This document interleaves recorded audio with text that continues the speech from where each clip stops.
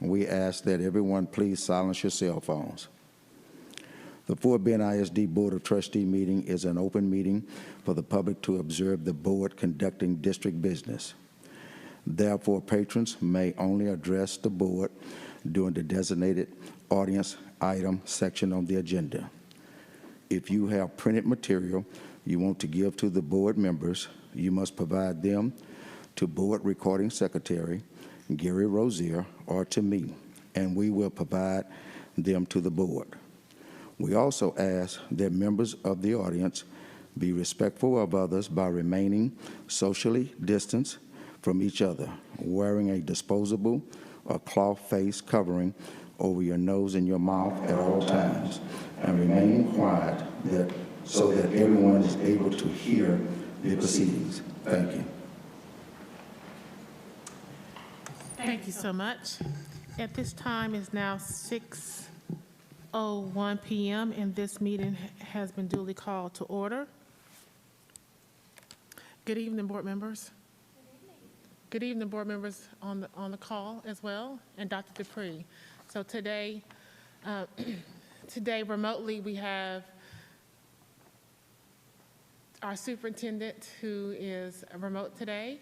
We also have our board member Grail James is remote, Ms. Danetta Williams, and our board member Dave Rosenthal, who's at the beach. All right, and with us in the room is Dr. Shirley Rose Gilliam, Mr. Jim Rice, and Ms. Angie Hanna. Thank you all for being in attendance this evening. I appreciate you. Okay. All right, the second item on the agenda is the audience response to agenda items posted for this meeting. At this time, we did not have any audience responses or anyone signed up this evening to speak. Next on our agenda is item number 3, which is information of board governance, update on Governor Abbott's recession of statewide COVID-19 restriction. And so before I turn it over to Dr. Dupree, I ask that you put this on the agenda so that we can have a discussion openly around what the impacts of Governor Abbott's latest directives have been and how it impacts us as a school district. I know it's been very important to us, to members of this board, that we keep our teachers safe and our children safe while still maintaining our most optimal educational environment. And I know it is my desire, and I'm sure for the other school board members, is that we get our children back to school in our normal environment. I think this year has been a very difficult year for everyone, and we're ready to get back to some normalcy, but we need to, my opinion is we need to do it in a very safe manner that's going to protect our kids and protect our staff that are going to be working with our children and delivering that education. And so before I hand it over to you, Dr. Dupree, I wanted to kind of share that with you, as well as the question of, we've had some schools, during different events that we ended up, well, it's actually A1, 7A1, so I'll wait to do some of that. But can you just provide us an update on Governor Abbott's recession of state wide COVID-19 restrictions? Yes, ma'am. Thank you for giving me that opportunity. And I appreciate your opening comments. What I would say, and I'll keep my comments brief, because at this point in time, what's the guidance we're getting from the state, and this is from the commissioner directly in a meeting I was in with him last week. He said we have to watch the guidance very carefully because the difference between the words may and shall. And at this point, the Texas Education Agency guidance still says that everyone shall wear a mask when they're in the school buildings, if they are age 10 or above. And he was very focused on that shall, that is a requirement from TEA. Two things I want to draw your attention to. He also pointed out that there is a clause now in the guidance due to the governor's announcement that does enable a local board to take action to suspend the mask clause. But the board must take action to do that. That is the only way a school district cannot be held accountable for individuals wearing masks. The other thing that we talked about locally in our district is that the TEA guidance does allow students 10 and under to not wear masks in the schools. It has been our practice in Fort Bend ISD to require masks since the beginning of the school year. And we, at this point, it's my recommendation and intention that we continue all protocols in place as they currently are, for a couple of reasons that I would point out. One being the fact that the systems are structured and parents have made their decisions to have their school in the face-to-face or online environment based on the current protocols. And I do believe that there are some parents that if we shift, they will also shift and want to take their student back out of face-to-face. We also have attempted to demonstrate a culture of care for our students and our staff throughout this pandemic. And all of our staff at this point has also been working with the knowledge that everyone in the building of all ages are wearing masks. And many staff have expressed how important that is to them. So at this point, it's my recommendation that in Fort Bend, we continue through the end of this year with all of our health and safety protocols in place as they are. And I want to go back, Ms. Helliger, to something you said. We will be revisiting all of this as we plan for next year. Because what you said is especially important, and I know the board shares their view because I've heard from all the board members. We need our kids back in school. We need our schools open with as many in face-to-face as we possibly can, and that is our goal. You know, our planning now is focused on schools operating in a face-to-face environment, with online being the exception. But we need to get the vaccine in more individuals before then. We need other things to happen. We need to get toward more what they're referring to as the herd immunity this summer, so that we can open our schools more fully this fall. But right now, it's not that time. So that's my message I wanted to share this evening. And of course, we're open. I have a number of staff available to respond to questions or concerns the board might have.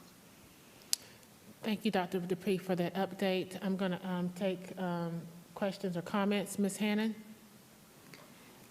Good evening. Thank you, Dr. Dupree. I support mask wearing, and I certainly support continuing protocols so that we don't have any parents that feel uncomfortable to leave. But I do want to ask, actually in light of a session that I spent, I can't even remember what night it was, I think it was Thursday night on a TASB conference, and our speaker just talked about the importance of sun, getting sun and spending time doing what you love to do during the day for good mental health. That was the big theme. And that, along with some email communications I've gotten from parents this week about playgrounds, I just wanted to maybe ask staff if they could inform the board, you know, how recess is going for our youngest kids, making sure that we are having organized play in such a way that they are enjoying that time that they need and getting that sunshine that they need. Ms. Hannon, I'm not sure who's in the room, but Deanna, perhaps you can navigate that and ask another staff member. Yes, so Ms. yes, Hannon, as we do that, I do want to point out one of the things I know, another question we've got that I think you're familiar with has to do with whether we're going to open the playgrounds on the elementaries, and that is something that we're giving consideration to in our elementary schools. Deanna? Yes, sir. Beth is prepared to answer the question associated with recess. Ms. Martinez? Yes, thank you. Yes, students in elementary are having recess. We have structured recess, and we have recess monitors that are in place that are helping the teachers to facilitate that. And we are having conversations. We have a work group that's meeting around the feasibility of opening up our playgrounds, either partially or fully. And we're going to be engaging with our medical, Dr. Ansaldua, tomorrow, and getting feedback from him, as well as our medical advisory group, to determine some feedback around that. We feel like it's important. We had some conversations this morning to allow that opportunity for students, and also to balance that with the recognition that parents and families may be a little bit nervous about that, and a little bit nervous about the recent mask, the change in the mask by the governor. And so we're balancing that as we investigate what that might look like on our playgrounds. And it may look like maybe swing sets are open, but other structures that would create a place where kids would congregate may not. But we'll come back to the board very soon about that, and we want to be able to articulate it very well to parents so they'll understand as well. Thank you, Ms. Martinez. Thank you, Ms. Hannon. Do I have any other comments from any other board members? Okay, Ms. Hannon. I'm sorry, one second. Oh. Mr. Rosenthal? Yes, ma'am. Well, I appreciate your comments, Charles. My initial thoughts, because I've gotten a lot of emails as well, was a lot of parents are asking to give parents choice as to whether their kids should wear masks, especially the younger ones in elementary school. And, I philosophically, I kind of agreed with that, but what you said was true, and I had to think about that for a little bit, because you're right, parents have made a commitment to send their kids back to school based on our previous policy. And I think to change that perhaps maybe isn't fair, and I do think it would cause some issues and in our operations and whatnot. So that was a good point that I hadn't really considered. And I do hope that we open playgrounds, because they're outdoors, it's in the sun, and I think the kids need as much sunshine, as Ms. Hannon said, as possible. And I think that would be a good step. And I also, because I like to bring up that study, I hadn't looked at it for months, but just for the record, that Brown University study is now showing, out of about 7 million students that they track across the country, the spread rate in schools is like 0.16%. So that's 16 kids out of, I think, 10,000. But if you actually look beyond the data, they also track all the mitigation strategies. And 99% of those students that are in person and tracked, or the schools that actually self-report, are reporting that 99% of those schools are reporting that one of the strategies is mask wearing. So I just wanted to put that out there. No matter what I may or may not think, that's just the data. And so I just wanted to throw that out there. Thank you, Mr. Rosenthal. Mr. Rice. Thank you, President Haliger. I simply wanted to underscore what Mr. Rosenthal said and Dr. Dupree said. I think we should continue our policy. Thank you, Mr. Rice. Ms. Hannon? This isn't necessarily about mask wearing, but I was wondering if someone could just remind me, in light of the vaccinations being opened up to our teachers, who are our partners? I know we had a large group prior to it opening up, but they had to meet that 1A and 1B. Could someone just remind me who we're partnering with to try to expedite that for our And before we teachers? answer that question, there's also a discussion, Ms. Hannah. We have been working, prior to this, we have been working with our county judge, Judge K.P. George, on this particular partnership. Now that we have opened up, well, the state has opened up the teachers to be now one of the prioritized people to get the vaccination. We have, Dr. Dupree and I have also discussed how we could potentially utilize and partner with whether it be Access Health or some of the other entities to even possibly have a facility located on our schools for our teachers to go. So I want to make sure the partnership is not just with the health with the health services, but how we can actually service our students on our campuses. So, Dr. Dupree? And that was actually a follow-up to my question, Okay. is how can, and are any of those partners helping us where our staff doesn't have to just do it after hours or on the weekends, because that puts them in a real crunch Absolutely. to try to get it. We agree. Dr. Dupree? Yeah, I'll give a brief answer, but I know a couple of team members have really worked hard on that. So Ms. Hannon, especially what you talked about availability of staff in the time frame, one of the challenges we faced with our resources also already being overtapped in terms of subs and teacher absences is allowing teachers time to go during the day. We've tried to be very, very flexible with that, even not asking them to use leave time in many cases to go and do it as quickly as they can and get back, because we don't want to create situations where we're having teachers have to ask for subs to go get the vaccine. That defeats, it's kind of a double-edged sword there. But at the same time, that's why there are many after hours and many weekend sessions going on as well. And I would ask Gwen, perhaps you can speak to Ms. Helliger's observation and comment about partnerships. I know we've worked with some community partners as well as the county. Can you elaborate on that and other strategies we're looking into right now? Sure, thank you. So we have partnered with our Fort Bend County Health Department. They're the ones receiving all the vaccines that we've been able to give access to our staff thus far. And then through the county, we're working with the third-party vendor, Next Level Care, and then also the Texas Vaccine Institute. We are also in conversation with Methodist right now, as they have reached out and they have access to vaccines. They've got a wait list situation going on through the county. We have immediate access to vaccines.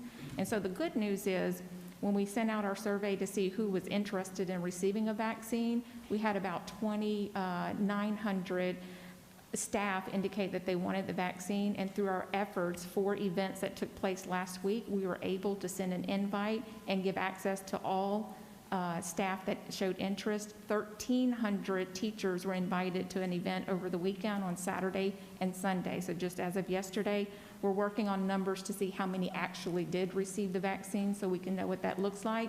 But in addition to that, we pushed out another survey on Friday to open it back up now with the mask executive order. We thought maybe people were in a different place and they may want to take part in this now. We had 1,300 new staff members indicate that they would like to have the vaccine. So our efforts are still full force underway, and as soon as we can get the vaccine in our possession through the county, we're making that available to our staff. Thank you, Ms. Touche. Thank you. So just to add your numbers up, there's about 4,200 people, staff members, who've been identified that want to take the vaccination. Yes, ma'am. All right, thank you. Dr. Gilliam? Yes, thank you. How many employees do we have in the schools? We have right at 10,000. Okay, and I'm hearing we have how many that have been vaccinated that we know? We haven't gotten the final count yet because the major events just took place this week, so we're still collecting data from our third-party vendor so that we can sort that out. So we have invited over 3,000 employees to get the vaccine, and we're waiting to hear back right now. Okay, but at so last count, I would tell you at last count, we had 60% of employees that had interest that had received the vaccine. okay, so 6,000, so we have roughly 4,000 still? No, 60% of those Well, that showed interest. Gwen, hold on. Let me interject. Gwen, I think probably what would fill the gap that Dr. Gilliam's looking to close, because many staff are receiving the vaccine outside of the district-initiated efforts. And so, Gwen, what is the plan? Because I know at some point we're going to ask all staff to declare that they are vaccinated or not. What is the plan? Because that's when we'll be able to know how many of our total staff have been vaccinated. Okay, thank you for that. We are working with IBM, who's partnered with us on our contact tracing efforts, and we're using their system to collect data. So each day when staff report symptoms to us and all the contact tracing efforts like positivity and who's being quarantined, all of that's tracked through our IBM system. And so we did reach out to them about 3 weeks ago to see if we could leverage the system that they've already built so that we could track those that are being vaccinated through our efforts or outside of our efforts. We are getting an estimate from them this week, and we hope, if all the stars align, that we'll be able to launch that as we come back from the spring break so we can track exactly who has received the vaccine and give you all better numbers. So in speaking to several people that are employees, how easy is it? So if I'm a teacher in a classroom, is it just coming to me that I see this through my school email, that it's there for me? Or do I have to go and hunt for it? Right, so the survey goes out to the employee. They indicate what their interest is using a form that's tied to our PeopleSoft system, so we know exactly who they are to track and expedite the communication to them. Once we identify who wants the vaccine, we then send out an email to them specifically, because the vaccines, you have to register for them, so we want to make sure we get the communication directly to those that responded to the survey. And we have to control it, because each week the county may say you have 500 on Friday and it's a Tuesday, so we have to work very quickly to get that communication out to them.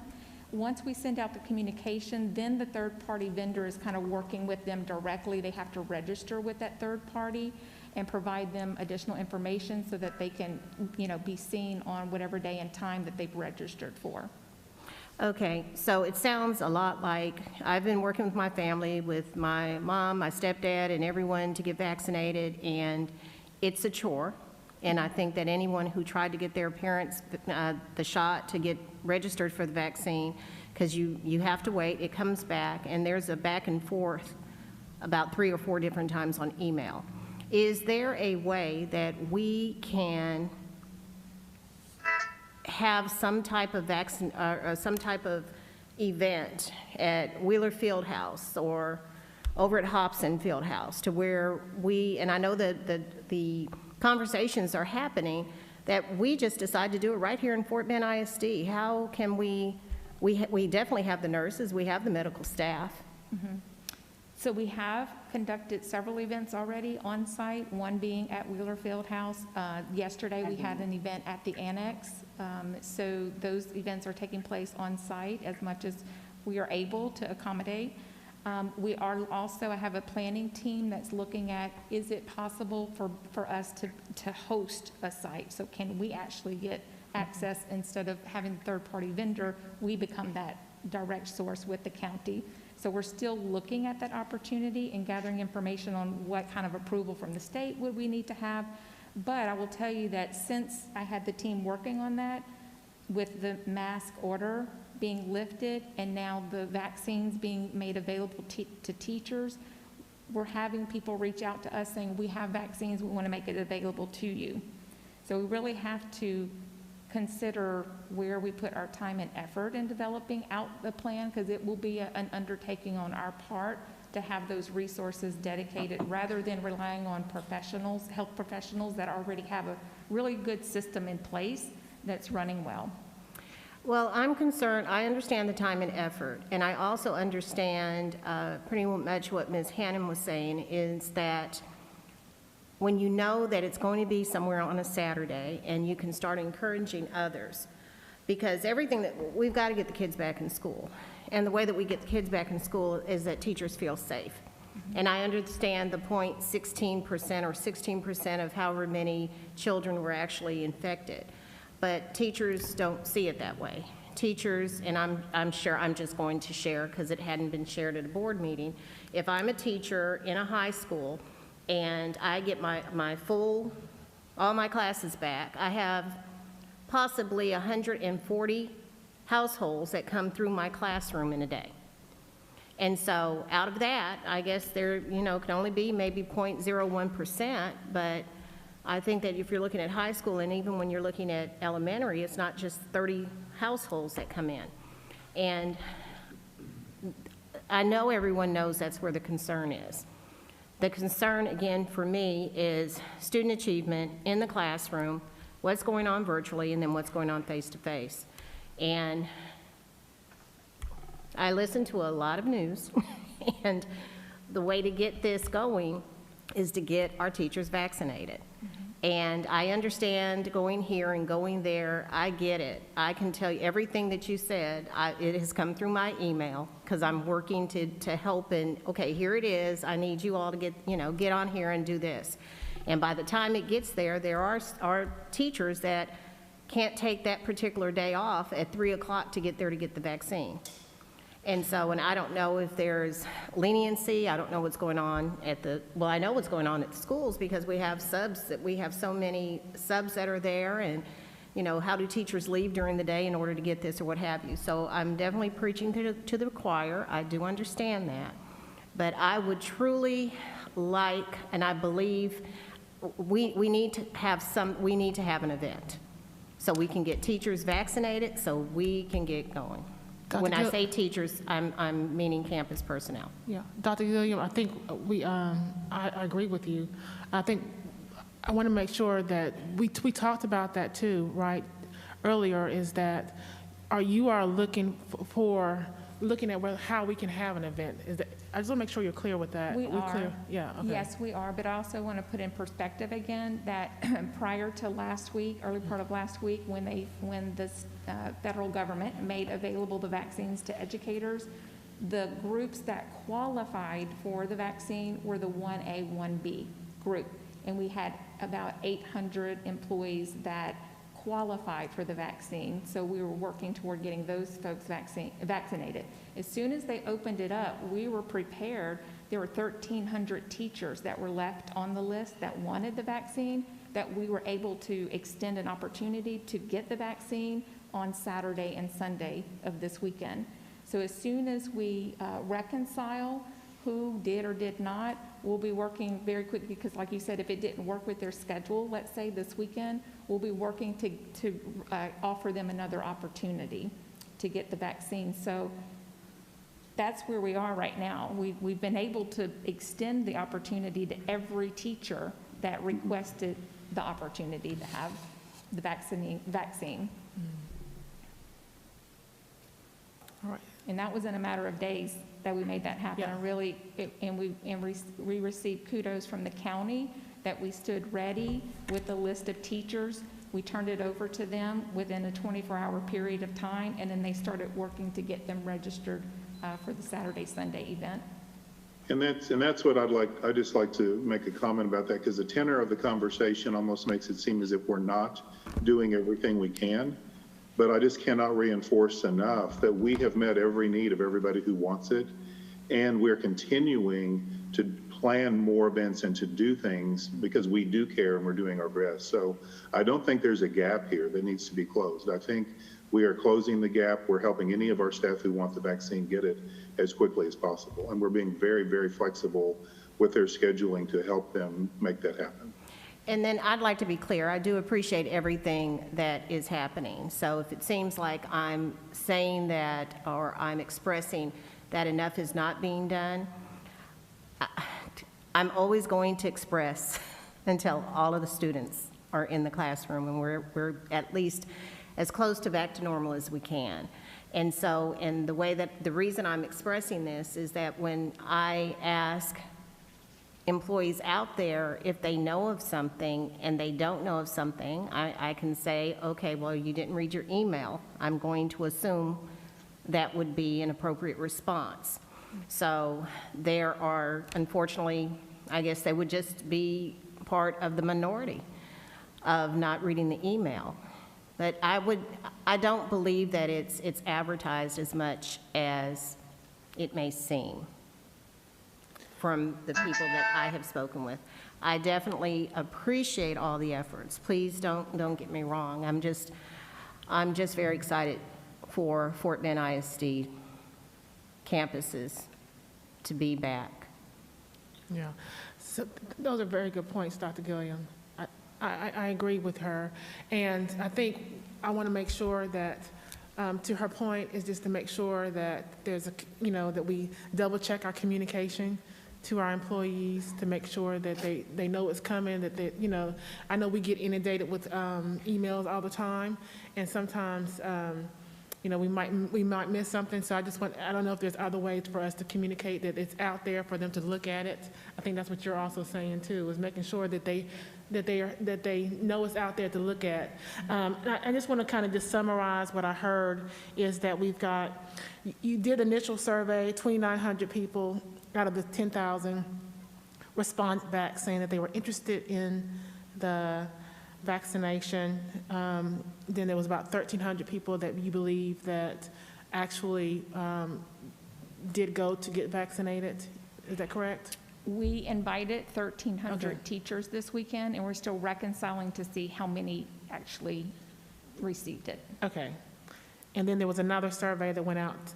We had another survey go out on Friday, and of that, we had 1,300 new people complete the survey to say that they want the vaccine. Okay, so there's still an opportunity to service our staff. Absolutely.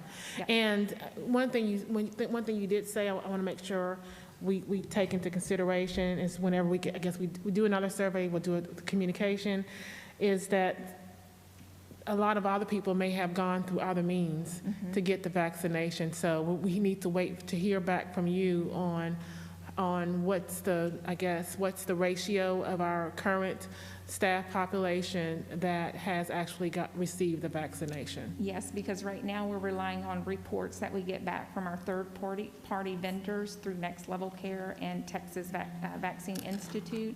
But we do recognize that there are employees who are getting the vaccine outside of Fort Bend vendors, and so that IBM system of support will help us track any of those that got a vaccine outside of Fort Bend's efforts. Okay. Madam President, if I can also add that the form that Ms. Touche is referencing is also available on our employee portal. So anytime an employee logs on, even if they're not inside their email to read the email, they do have access to that form, and it is the first thing that pops up on their intranet, our interform. So it's not only being communicated via email. There are multiple ways that form is available. I just wanted to interject and share that it's not solely dependent on someone reading their email. Very good. I think that's good. And thank you for that information. That's huge. Thank you. Very good. Thank you so much.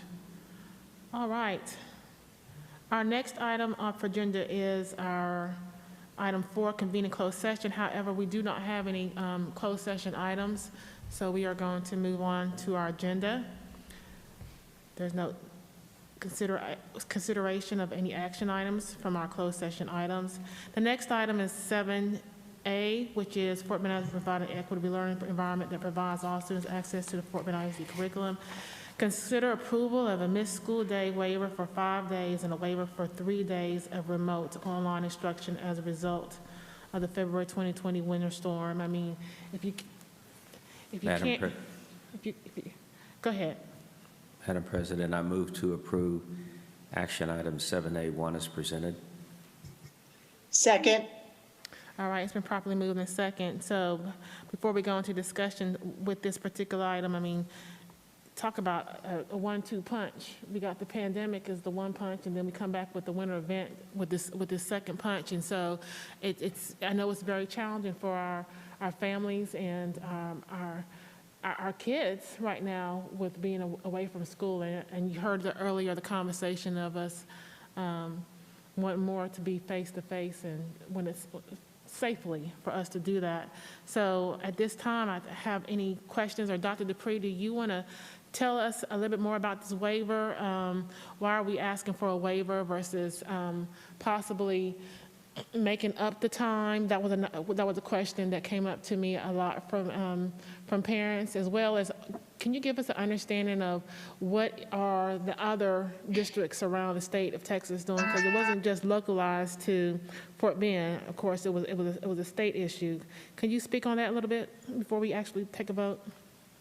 Yes, ma'am. I'd actually like to share a couple of thoughts. I'll address your first question as I start. So based on my interaction with other superintendents in all of our neighboring districts, they are all asking their boards to approve this same waiver.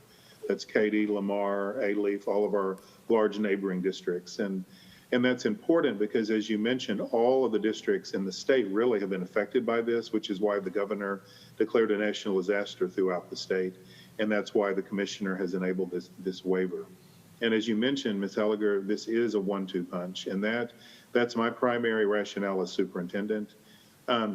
We really had a lot of hard conversations with staff about, do we need to try to make up this time? Because our kids have had a challenging year already, but with all of our conversations came back to the fact our entire system has been stressed this entire year, from the students to all of the staff members to the families. And I think this is where we have to balance whether the value of attempting to make up this time, how that balances with the need to finish the school year as scheduled, because we've already extended it once, and to get students into summer interventions where needed, and then to plan very well for next year to really close those gaps. And we, as a team, just determined our organization just cannot handle much more stress. And adding 6 days to the school year would be exceedingly stressful to everybody, including our students, we believe. We were really looking critically at social emotional well-being as well, and the need for that break that the summer will provide.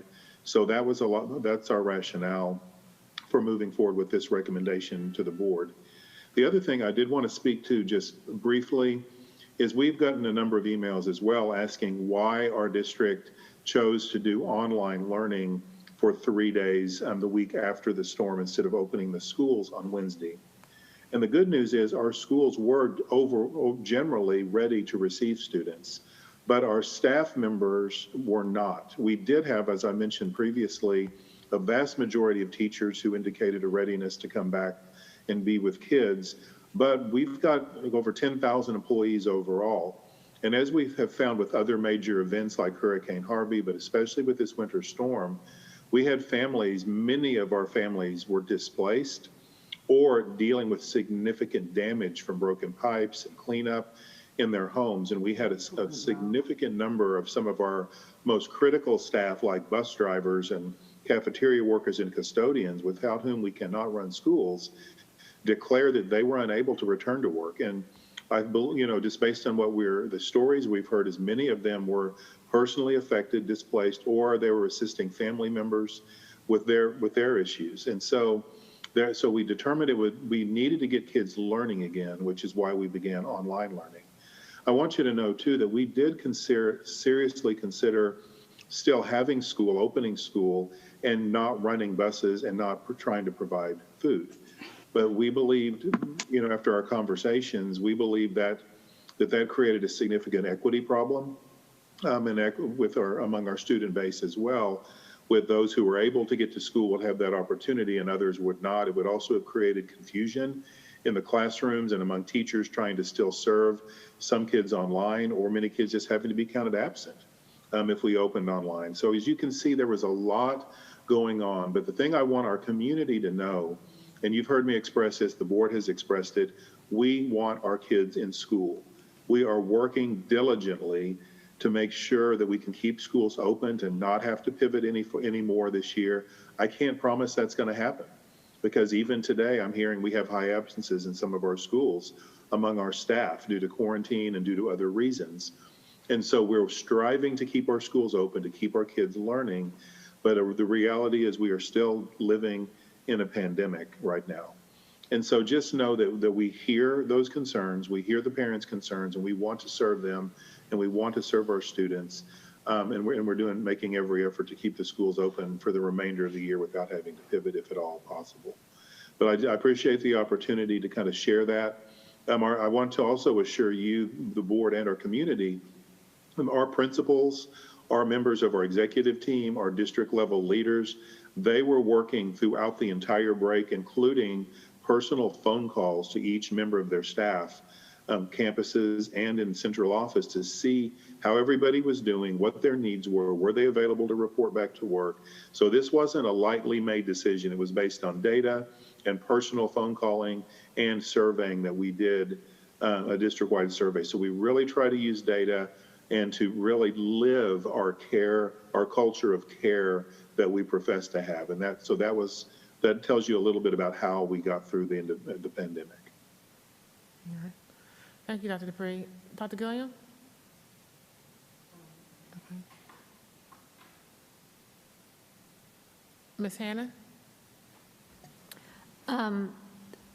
Thank you. I just wanted to, I don't know, I guess provide a small personal testimony that some people might not know, that I have a child in Fort Bend ISD who did not start off face-to-face, but she did struggle academically and socially and emotionally, and so she returned to face-to-face.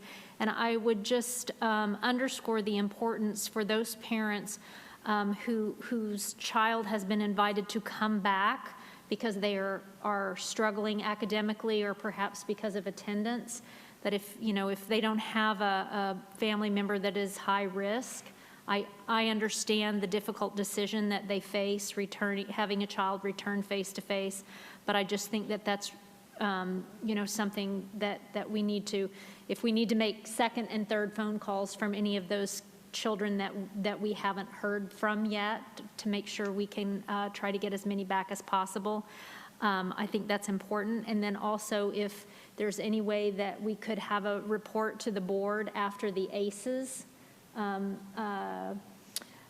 activities, learning event that will go on after spring break, to see perhaps what percentage of the students that were invited attend. I think that would be important. And then if you could just also share, that will that be offered online and face-to-face for struggling or students who are needing some assistance, some additional intervention?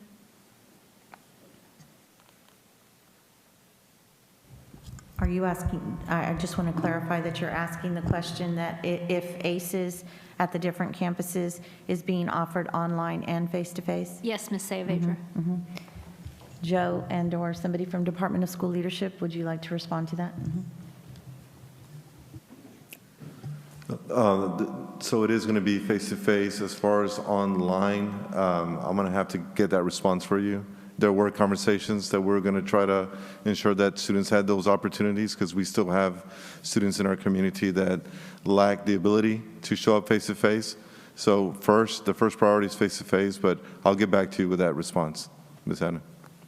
Yes, and Ms. Hanna, just to provide additional context, we as a school district provided the parameters of, associated with expectations for developing an intervention plan, and then each campus developed a specific intervention plan based on their need. So that's Dr. Rodriguez is referring to reaching out to campuses to find out how many would have offered both options as opposed to just one option. Yes, and just to confirm, we do offer both online and face-to-face. We can follow up with specifics. So I just think that would be valuable information to the board, to know how many were invited to each model and how many actually were served. I don't know if you want to do that by day or just overall general. I think that would be important for us to know. Thank you. Thank you, Ms. Hannon. All right, at this time, if there's no more comments, I will call it for a vote now. All in favor of action 7A1, please raise your hand. Okay, I have everybody, y'all. All right, motion passes unanimously. All right, so that concludes our meeting part, our normal meeting part of the meeting, this agenda item. Normally, when we have a team building activity, we don't normally have an agenda item, but it was important for me that we put these items on our agenda to have the conversation around our winter event, as well as the latest mandates or non-mandates that comes from the governor's office. And so I wanted to make sure each one of us had an opportunity to be heard around these particular events, okay? So, and so today we will see that our meeting is set up a little differently, and we have our team building will be inside of the boardroom. So at this time, I'm going to give a 5-minute recess to allow for our staff, if they would like to leave us. They can certainly welcome to stay, but everybody except for you, Gary. You can't go nowhere. All right, so thank you all for your time this evening, and we'll look forward to seeing you soon. Thank you.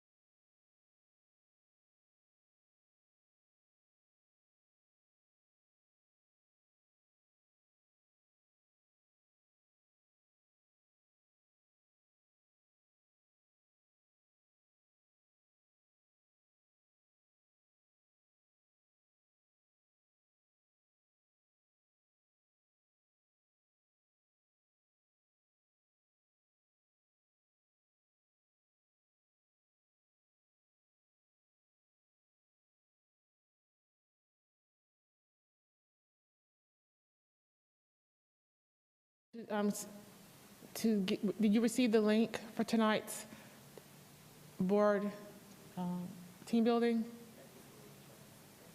I'm on now. What screen? I'm sorry? I'm on the screen now. No, not the Is this stream. the incorrect screen?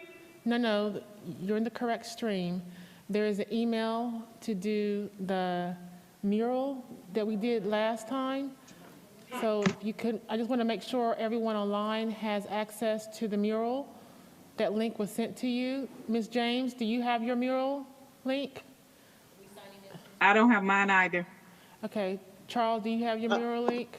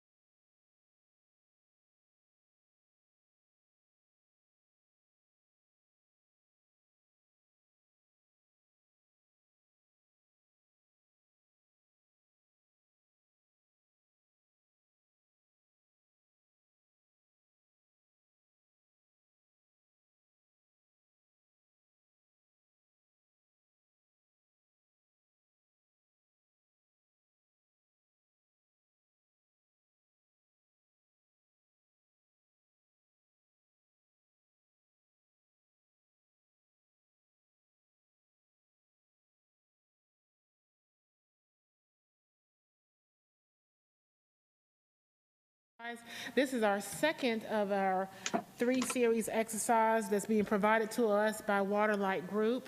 Thank you, Ms. Tracy Carmen-Jones, for being here again tonight, and thank you, Ms. Angela Flowers, is also one of our guests. Dave Rosenthal is unable to attend this evening for the team building. The beach was calling him, so he decided that he needed to go to the beach. No, now he sends his regrets to the other board members. He has some competing activities this evening. Okay. All right. So our first team building, we talked about personalities and the different personality traits, and we learned a lot about each other. About, kind of who we are and how we're kind of built and equipped and how we communicate. And so tonight, Ms. Jones is going to take us to that next level around standing or shifting. Is that correct? That's correct. Okay. So I'm going to hand it over to you. Does that work? Okay. Is that better or turn it off? Does it matter? All right, let's get started. I was trying to figure out my microphone here. Is your microphone is on with the green? Yeah, it sounds like it's on. Does it need to be on? Is that it has to be on. It has to be on. Yeah. Okay.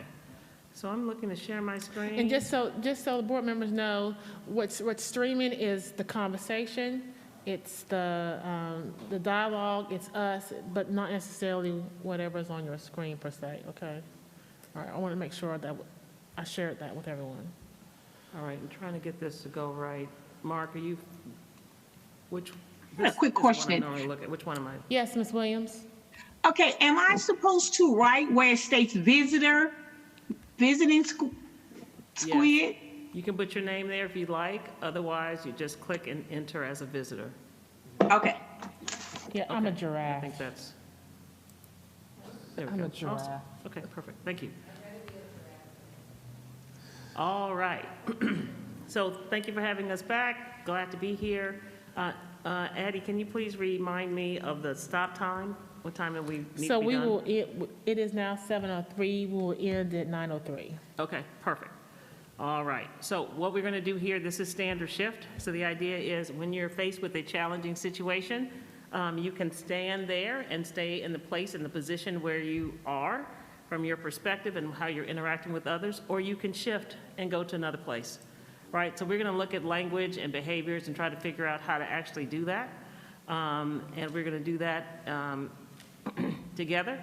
So there are 6 different perspectives. There are places where you can stand. Where do you normally stand? And then how do you actually recognize those choice points and when they exist and when you can determine if you want to stay in your same place or shift to another location. So we're going to use a diagram. It looks like 2 triangles on top of each other. And we'll use this diagram throughout the workshop. 1 second, please. I know we've got some conversations that are going on in the room. If you all could keep them to the minimum or very low, that would be appreciative. Thank you so much. All right. So we're going to do some things on mural that will help us bring this to life, but we're going to talk a little bit about what these are first.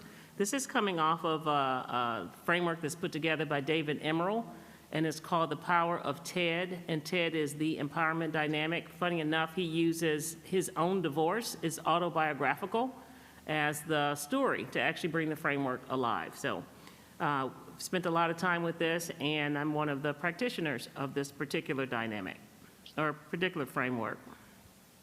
All right, so the first one, the red one is, is the downward facing triangle. So there's 3 points. Every point of the triangle is a different role. So in a situation, and full disclosure, everybody stands everywhere. We all will stand in all 6, but the question is, where do you stand most often? So depending on the situation, you can stand in victim, right? A person who is harmed as a result, prey, casualty, sacrifice. You can stand in persecutor, right? You're the one that I normally talk about making the hair on the back of your neck stand up. The way in which you're interacting with somebody, you feel like, ooh, ah, it feels kind of harsh, agonize, maltreat, pick on. Or you can stand in rescuer, right? So depending on what your rescuer looks like, it might be the person in a fire engine. It might be the person with a lab coat, right, coming in to do the surgery to save the patient. There's a lot of different ways to rescue people. It may not be a person. Sometimes if I had to burst open my jacket here underneath would be the 2 M&Ms, right? All the M&M commercials that are out there. Sometimes it's food that rescues you, right? When I'm going for a Snickers or I need something sweet, I'm like, what is this rescuing you from? What's going on inside? Obviously you're not hungry, it's something else. So the rescuer sometimes can be a person. You're standing in that space. Sometimes it can be something else. But you show me any long-standing issue you have with anyone on anything, you're on this triangle. This is typically known as the drama triangle, right? So that's the victim orientation.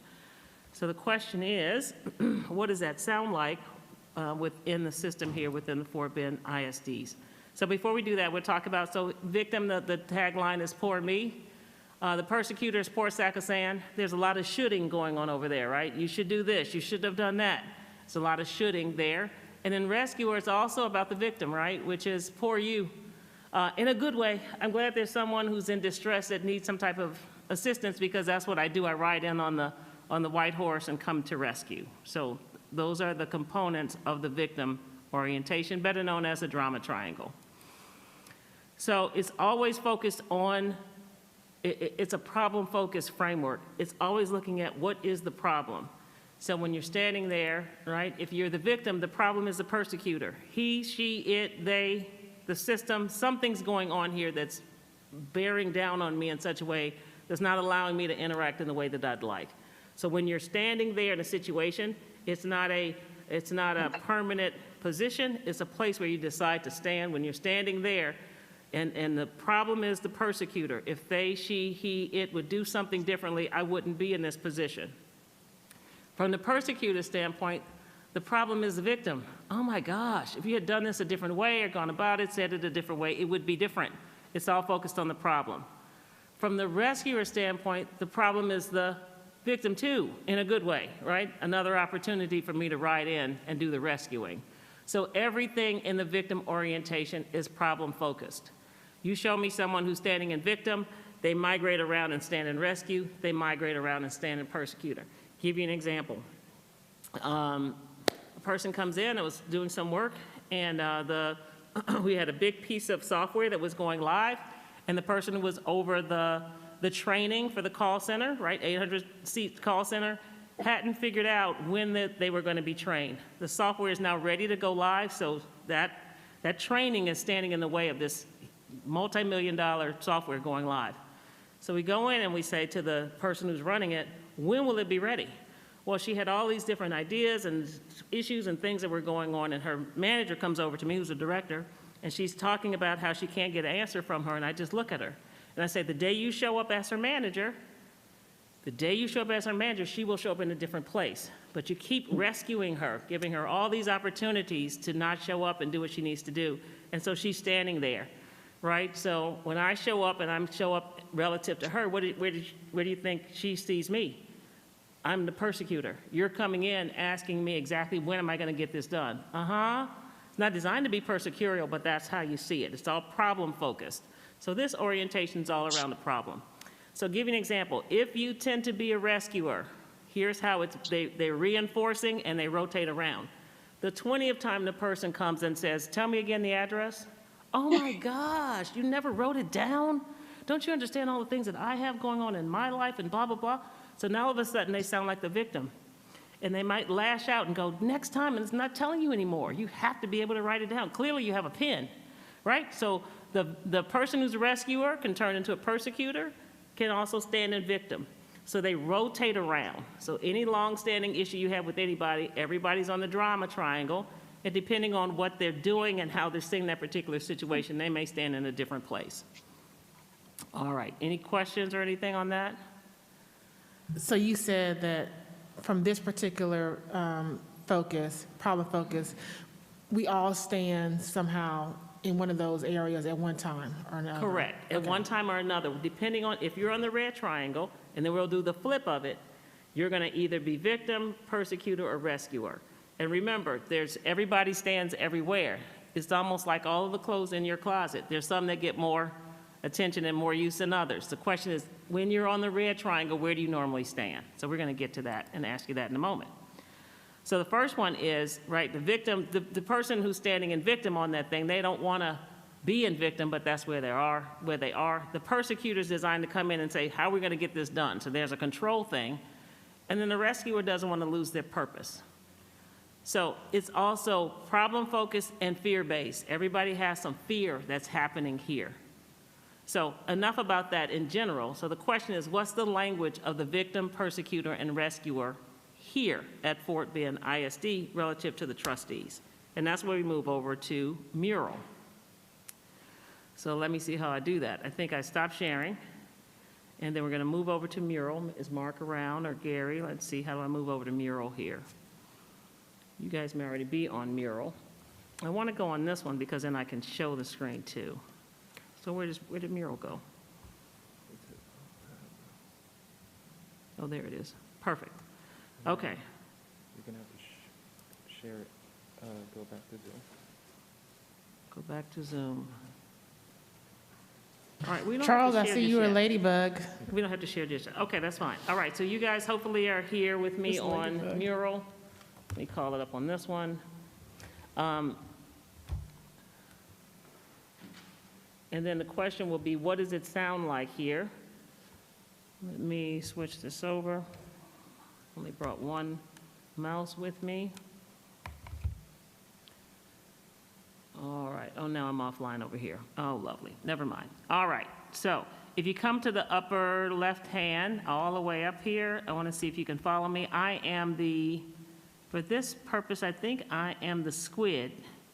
So if you follow me, it says squid, and then what I'd like you to do is to follow me. And then you'll be on this big old wall board where I am. Or maybe I'm not the squid. All right, so it's all in upper left-hand corner. So the question is, what does it sound like here? So, Tracy, yes, ma'am. I'm sorry. I'm still seeing it in smaller views. How do I get it to see the bigger view? Okay, Control plus or Control minus makes it as big or as small as you'd like it to be. Okay, thank you. And it doesn't change anything for anyone else. Trying to. All right, so let me make this a little bit bigger. All right, so you should be up here, if you're following me.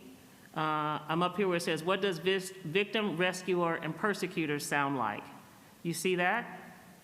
It says this is a text box, so you can click in there and you just put the phrase in there, like victim could sound like, rescuer could sound like, don't worry, I got it.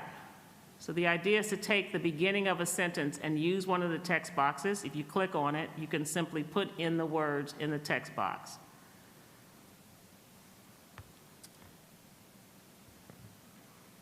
So just take a moment and you can pick either one. Rescuer, what does rescuer sound like for the board, right? It's just us here. What does persecutor sound like and what does victim sound like when you're standing in that place?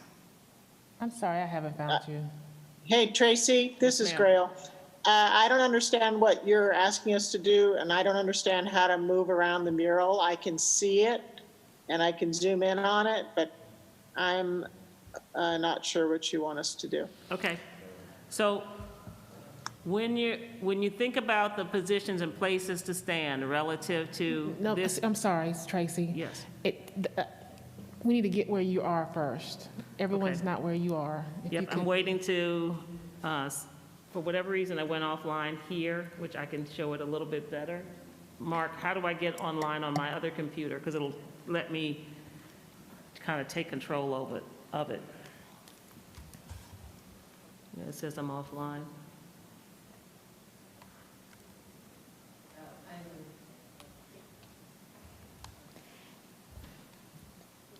And I may need technical help because I cannot move my cursor around. I can enlarge it, and so,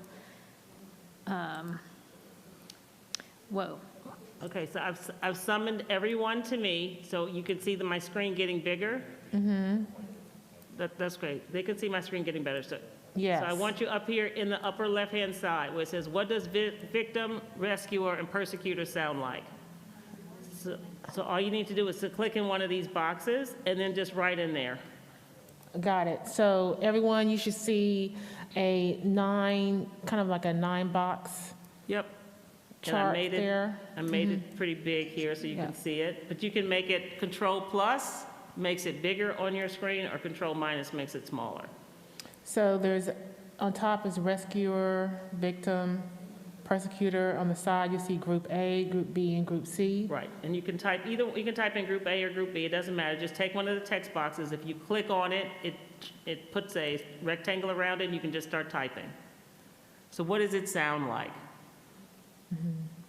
So if I'm at home, Can you do it? victim sounds like I can't do it. 'Cause if you can't do it, You I'm didn't tell me beforehand. doomed. It's not my fault. That's what it sounds like with my high schoolers. So when someone is standing in victim Okay. relative to the board, what does that sound like? Safe bet, just use these plus and minuses. Okay. Oh, you can put as many as you want. As many rescuer comments, victim comments, and persecutor comments. Okay, so see, I need it.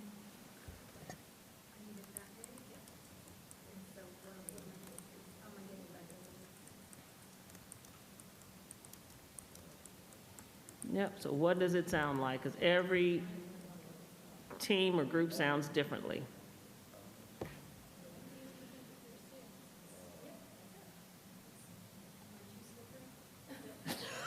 Too slippery.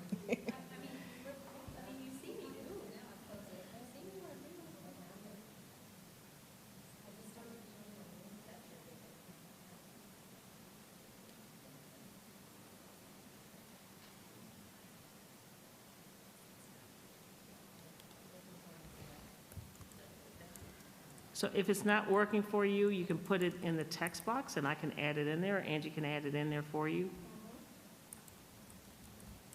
In the Zoom text box or chat box, and we'll add it. We're just trying to get a feeling for what does this sound like just from your interactions. You guys have had a fair number of interactions at this point.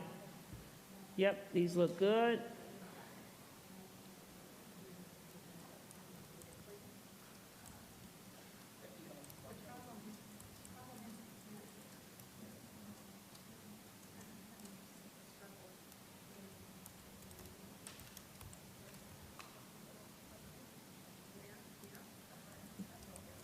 Tracy, Yes, ma'am.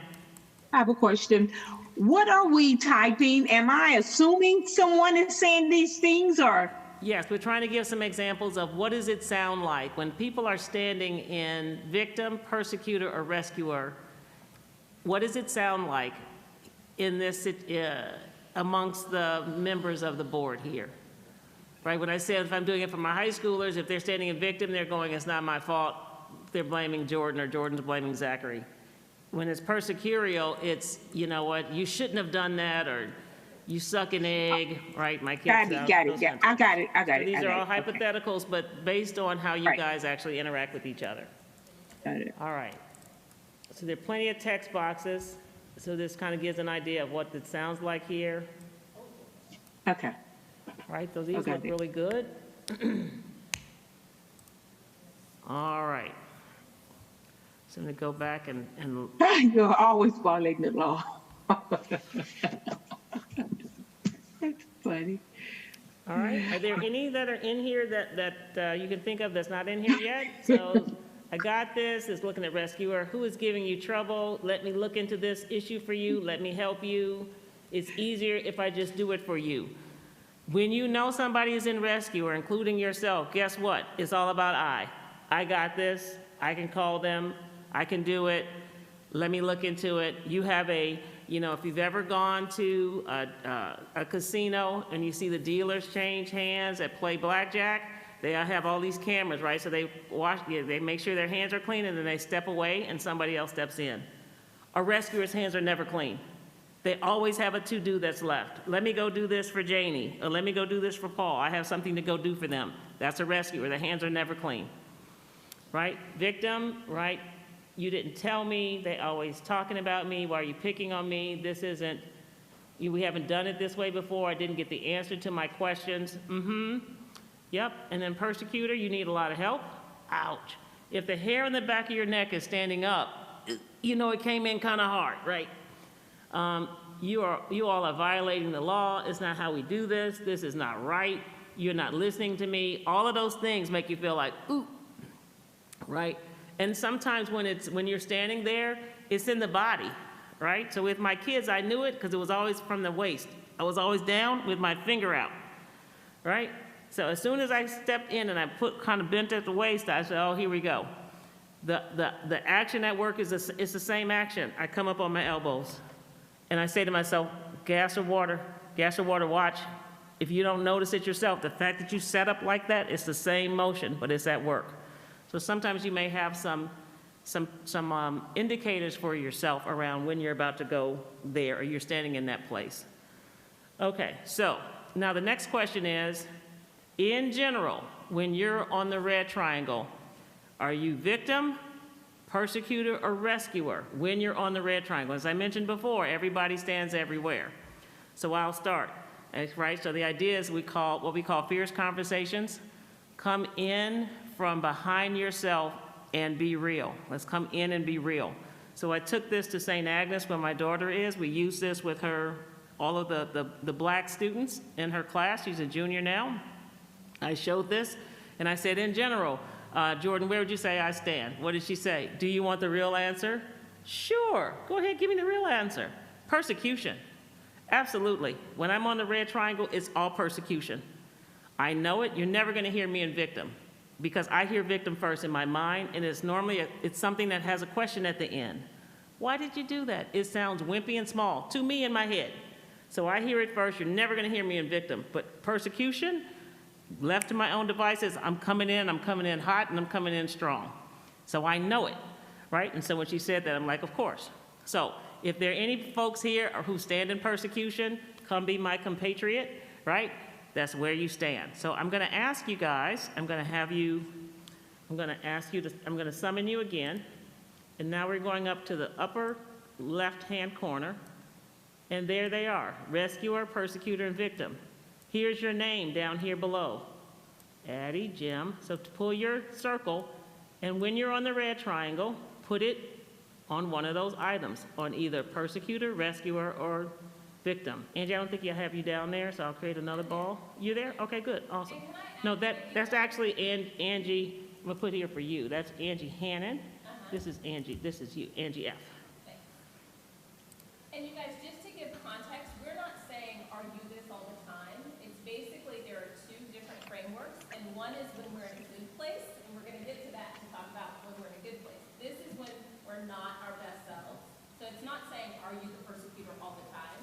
It's saying, if we're being real, when I'm not in my best self, when I'm not in maybe, productive relationships with people, which one do I tend to follow? You're exactly right. This is the one that you can go to without a lot of, it's your emotional responses where you can go to pretty organically. So see where you put it? If I had a circle there, mine would be on persecution. And I will be joining you, Tracy, but I can't find my name.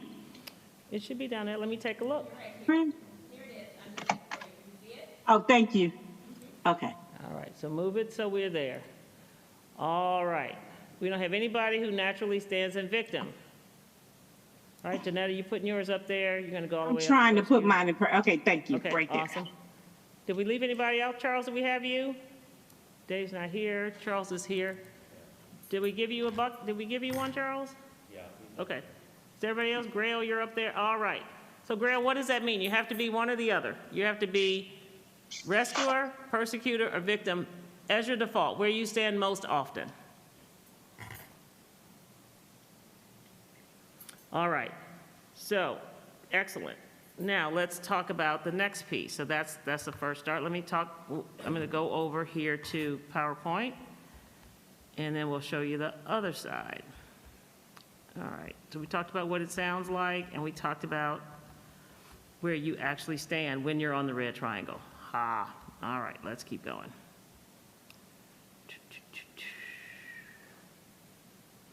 That's this one. All right, great. Thank you very much. Moving on. There we go. Okay, the delusion of victimhood. There's this thing. When you're on the red triangle, it normally leads to some kind of blow up. Whatever that looks like. You can go into being super silent. You can go into having a bit of an explosion, whatever it is. And so it's the delusion of victimhood, which is after we have the blow up, the energy that gets you to that point where you can't take it anymore, when you explode, that energy goes out, so does your energy to fix it. So after the big explosion, the idea is like once I calm down, the person calms down, the situation gets better, we'll come back around in cooler heads and we'll talk it through. Doesn't happen. When the anxiety goes away, so does the action to fix it. So that's the time to have a Starbucks coffee or to sit down and have a call with somebody. It doesn't happen. It's almost like we're going to act like, sometimes people are just exhausted.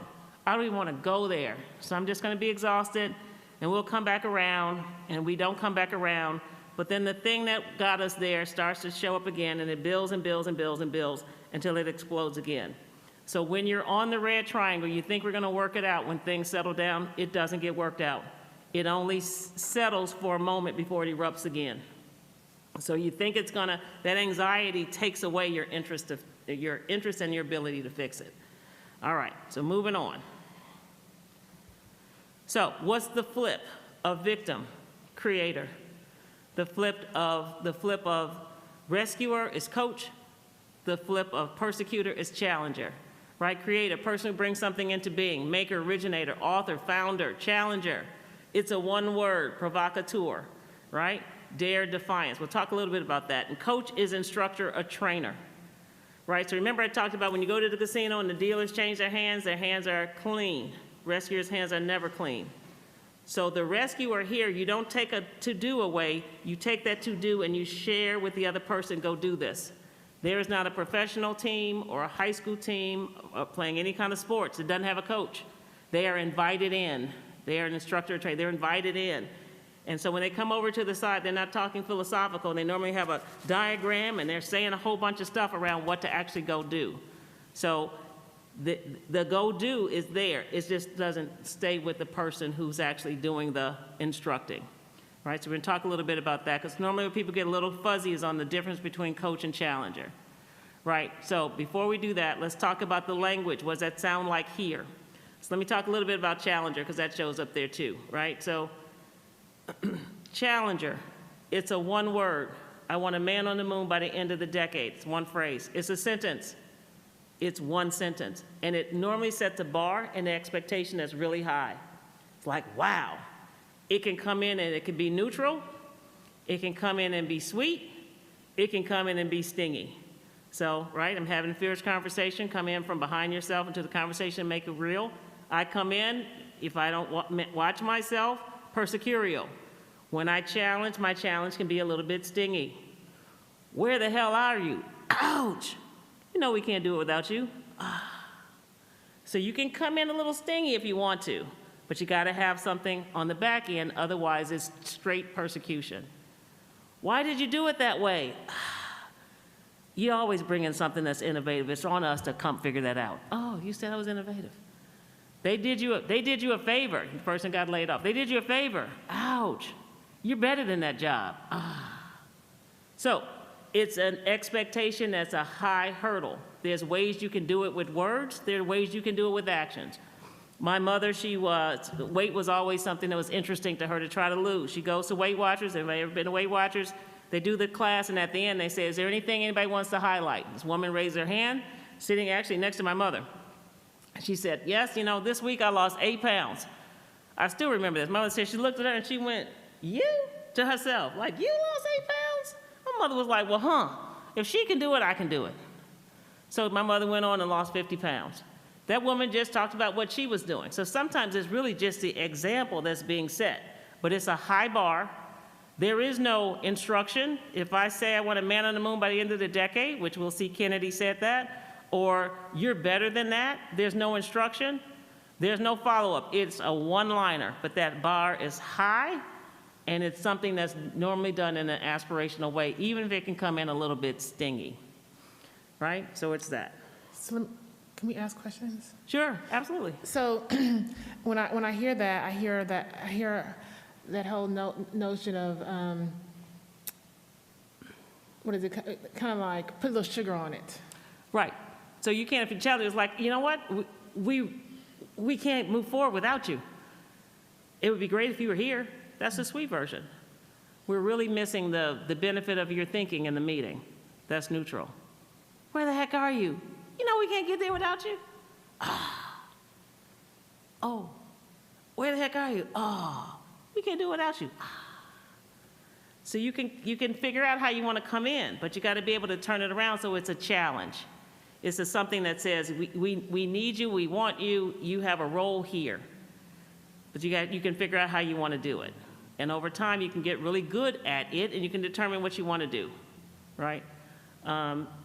So my kids are 17, actually now 17 and 18. We've had probably up to the age they were 15 parties at our house. Our house is not that big. Lots and lots and lots of people. Lots of men would come because my husband was there. He would go off and go to, who knows where he would go. I would go, where are you? This is after the party. Where are you? All of these guys are still here because they want to spend some time with you. I get it. It's a challenge in there versus something else that starts to feel persecutorial. You end up with a different thing, right? So it's had to play with it a little bit. Mm-hmm. All right, so. Can I, goodness, that's loud. If we think about it in terms of your board work, or think about what you want for students or kids, I think looking at the creator orientation in that way, if we think about the challenge that you say, we will have equity in this district and our children will be successful, right? A really high bar. Not saying yet how we're going to do it, but that's challenger, right? The person that's coming up with the master plan, creator. The coach, I know that we can give them the tools that they need so they can go off and be successful. You guys aren't getting in the weeds. You're not showing up at a school telling a principal how to be a principal. You're not going in someone's classroom telling them how to teach. But you're coaching, you're encouraging, you're setting the bar. So if you think about it in terms of your work, or think about it in terms of when you're thinking about improvement for schools or for students, you don't tell the kid exactly what to do. You coach them so they can be their best. You challenge them to set standards. You create possibility. If we think about it in terms of work, sometimes it gets real. And then we can think about when our work's not going so great and we're frustrated, and then it's, this is so hard. I feel like a victim. Nothing's ever going to happen. Right. Or, they're so mean to me. Every time I bring something up, they critique my suggestions. So it's the same issue, but how do we orient to it? You're exactly right. And the challenger piece, it's really around, you know, we can be top quartile. We can be top 10. That's within our possibility to be. There's no reason why it shouldn't be us. Oh, wow. Why not us? That's all challenger language. It's one sentence or one phrase. It's all challenger language. All right, so let's keep going because we're going to play a little bit with this. So we're going to go back onto mural. Hopefully you haven't left mural. And the question now is, what does this sound like amongst the board? When you guys are talking to each other, what does that sound like from you guys? So I'm going to summon you again, and I'm going to take you. Let's see here. Am I still online?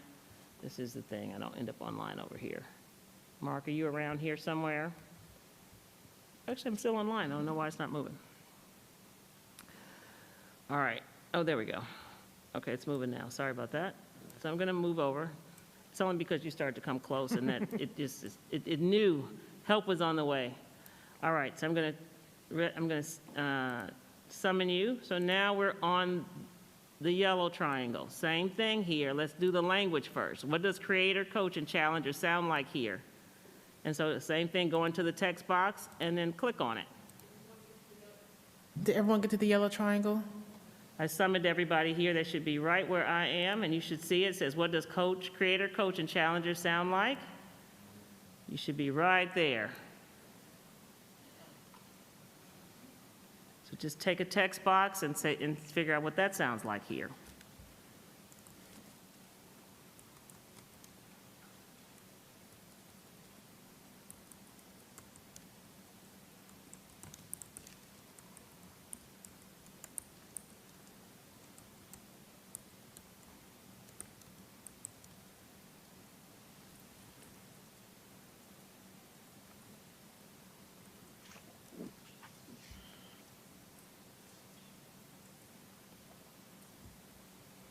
All right, so just take a couple of moments and figure that out, what you want to put there. Coach, creator, and challenger. What does that sound like when you're standing in that part of the triangle?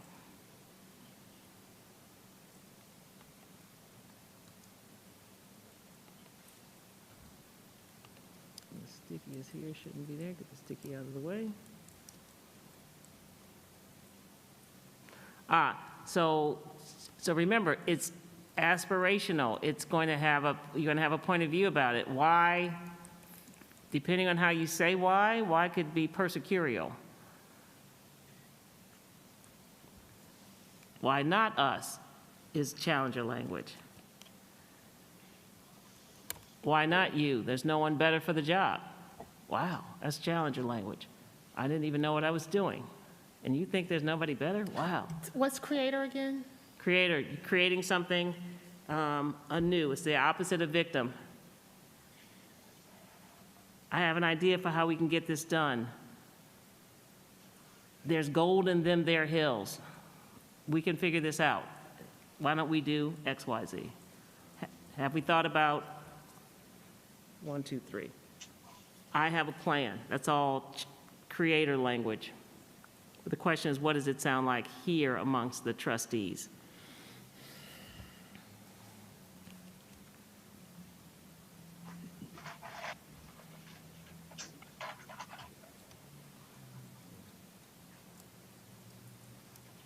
And there's space down below. I'm going to scroll down just a little bit so you can see that there's another group underneath. So it doesn't have to all go into group A. You can go down and go into group B and type in that section.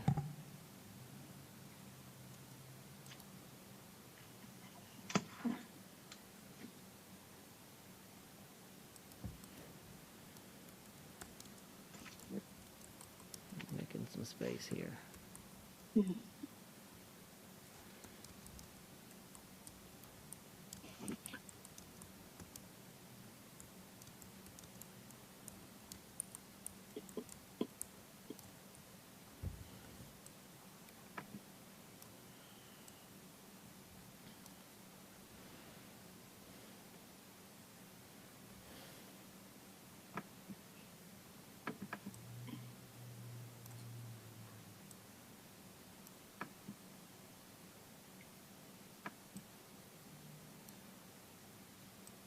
Right, feel free to use the Group B section if you run out of space in the Group A.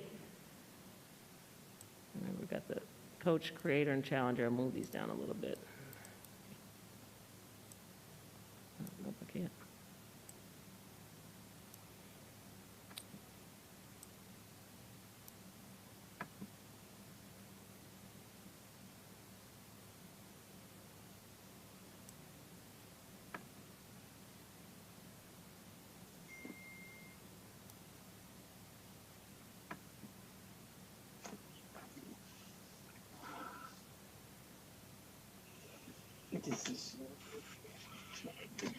All right, so maybe go another minute or so. These people are typing, so type as many as you want, because the idea is once you begin to see it, you have an idea of where you're standing, and then you can decide if you're good there or relative to the situation, do you need to shift? All right, so it's around where am I standing in this situation, what else is possible and available to me?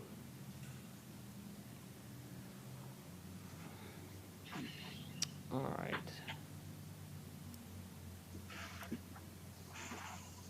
All right, so let's take a look at these. So we're going to look at, we ready to start looking at these, Coach? Hey team, we can do this, let's get it done. That sounds more like challenger. And the reason why is they're not giving any instruction on what to do. Right, so glad you're on this team. I have a great book you may want to read. Okay, awesome. Right, so it can be a little bit more, what's the word, prescriptive, right? Because someone's saying, what do I do? Someone once showed me a way to do X, Y, Z. There we go. Yep. So it has a specific instruction to it when they're coaching. I would like the district to service all of our failing kids. Yep. Let's create our campus-based accountability and ditch STAR. I think that's creator. Our students are poised to lead the city and our country. Some of these sound like challenger. Stop by the office. I would like to share some ideas. Sharing ideas, right? Depending on how you do it, that's probably more coach, right? We can do this. That kind of thing is kind of, well, creative is a little bit different relative to this space, but I think we're okay with these, right? What else? I think we can get through a different lens. Yep. I think we can look through a different lens to get X, Y, Z, whatever it happens to be. I'll get these text boxes out of here. Hey team, we can do this. Let's get it done. Yep. We're for Ben ISD. And let's have 100% school graduation rates. Yep. We can achieve a common goal. Yep. We really missed you at the meeting. Your input would have been invaluable. Yes. Yep. Right. We can close the achievement gap on the third grade reading. Yes, that's all challenger language. All right. So we kind of get the idea of how this works. So let's I'm going to come over here and we're going to say now, same story. Right, so the question is, when you're on the yellow triangle, are you more creator, coach, or challenger? I'm going to summon you to me. Your names are down below. Take your purple circle and put it where you normally live. Are you normally coach, creator, or challenger?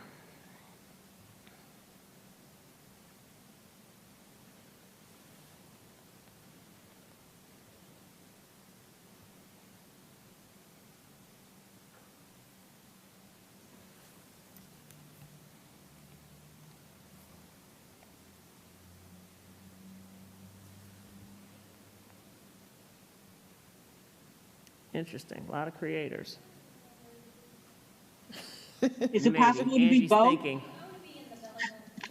Oh, you can't be in the middle? So here's the thing. So a lot of you were rescuers. The natural dial down from rescue is coach, right?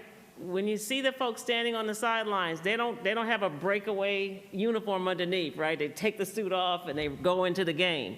They're standing on the sidelines. They're for sure telling them what to do, giving their point of view. Do this, try that, stop doing that. They're doing all of these instructing. So the natural dial down for rescuer is coach. I still get to suggest and think that the next thing that needs to happen, I get to hopefully have that happen. I'm just not doing it.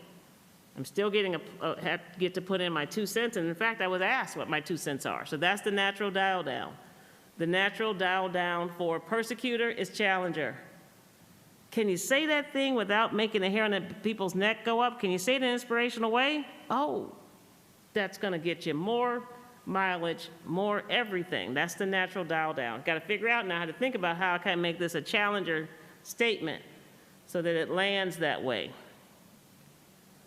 Surely there's an opportunity to make sure we get 100% of the teachers vaccinated. There's a lot of work already underway. My hunch is you have some other tools in your toolkit. Pull them out. You guys are some of the most resourceful people on the planet. What else is available? Oh, wow. What else can we do? I don't know. I thought we were doing everything, but let me think about it. Maybe there's something else we can do. So same thing, but it comes across in a different way. All right, so we got a lot of creators here. We got a few coaches and a few challengers. More juice, more mileage, more degrees of freedom on this triangle than the other one. So now let's go to the next piece on my PowerPoint. So just again want to draw the distinction between the two to the extent that it's a little bit not clear. And coach is not always so calm like we have the teacher there at the beginning, but we also have the winningest coach for women's basketball, right? And it was sometimes it's really nice and kind, and other times it's get after it. So coaching can come in a lot of different forms. Same thing with challenger, right? So we got the first one in the middle, it's Kennedy, which was so amazing, right? Because we didn't have the materials to build a rocket when he says, I want a man on the moon by the end of the decade. Are you kidding me? 10 years is not that long. They were in the decade. It wasn't even 10. You want a man on the moon by the end of the decade? Right? The other one, Jack Nicholson, remember the movie? You can't handle the truth. What? I can't handle the truth. You just told me I can't handle the truth. Can I handle the truth? So same things, one-liner. Right? So it depends on how you want to actually say it. All right. So we talked about the victim orientation. We did that. And then we're going to talk about the creator orientation. You told us where you actually stand there, so we got that. So now, when we put them together, is there any additional language that we have not talked about that showed up in the two charts that you guys created? Is there any additional language there? You guys are still sort of getting to know each other. We're going to come down. I want to see, when we put these together, the question is, what is your default? So I'm going to bring you down here. I'm going to summon you down to the bottom. Now, we put them together. So we have the red triangle, right, the drama triangle, victim, persecutor, rescuer. You have the reverse, coach, creator, and challenger. Now, if you put all 7 together, where do you live? Where do you live most often relative to this body? And your names are down below. So you said this body meaning as in the boardroom? And the boardroom. Okay. Where do you live most often?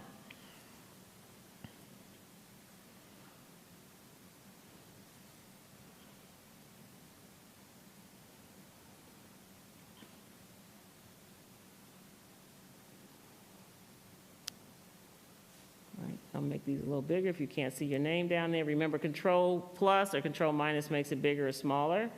But your names are down there. You just put it on there where you feel you live most often. What if you don't live?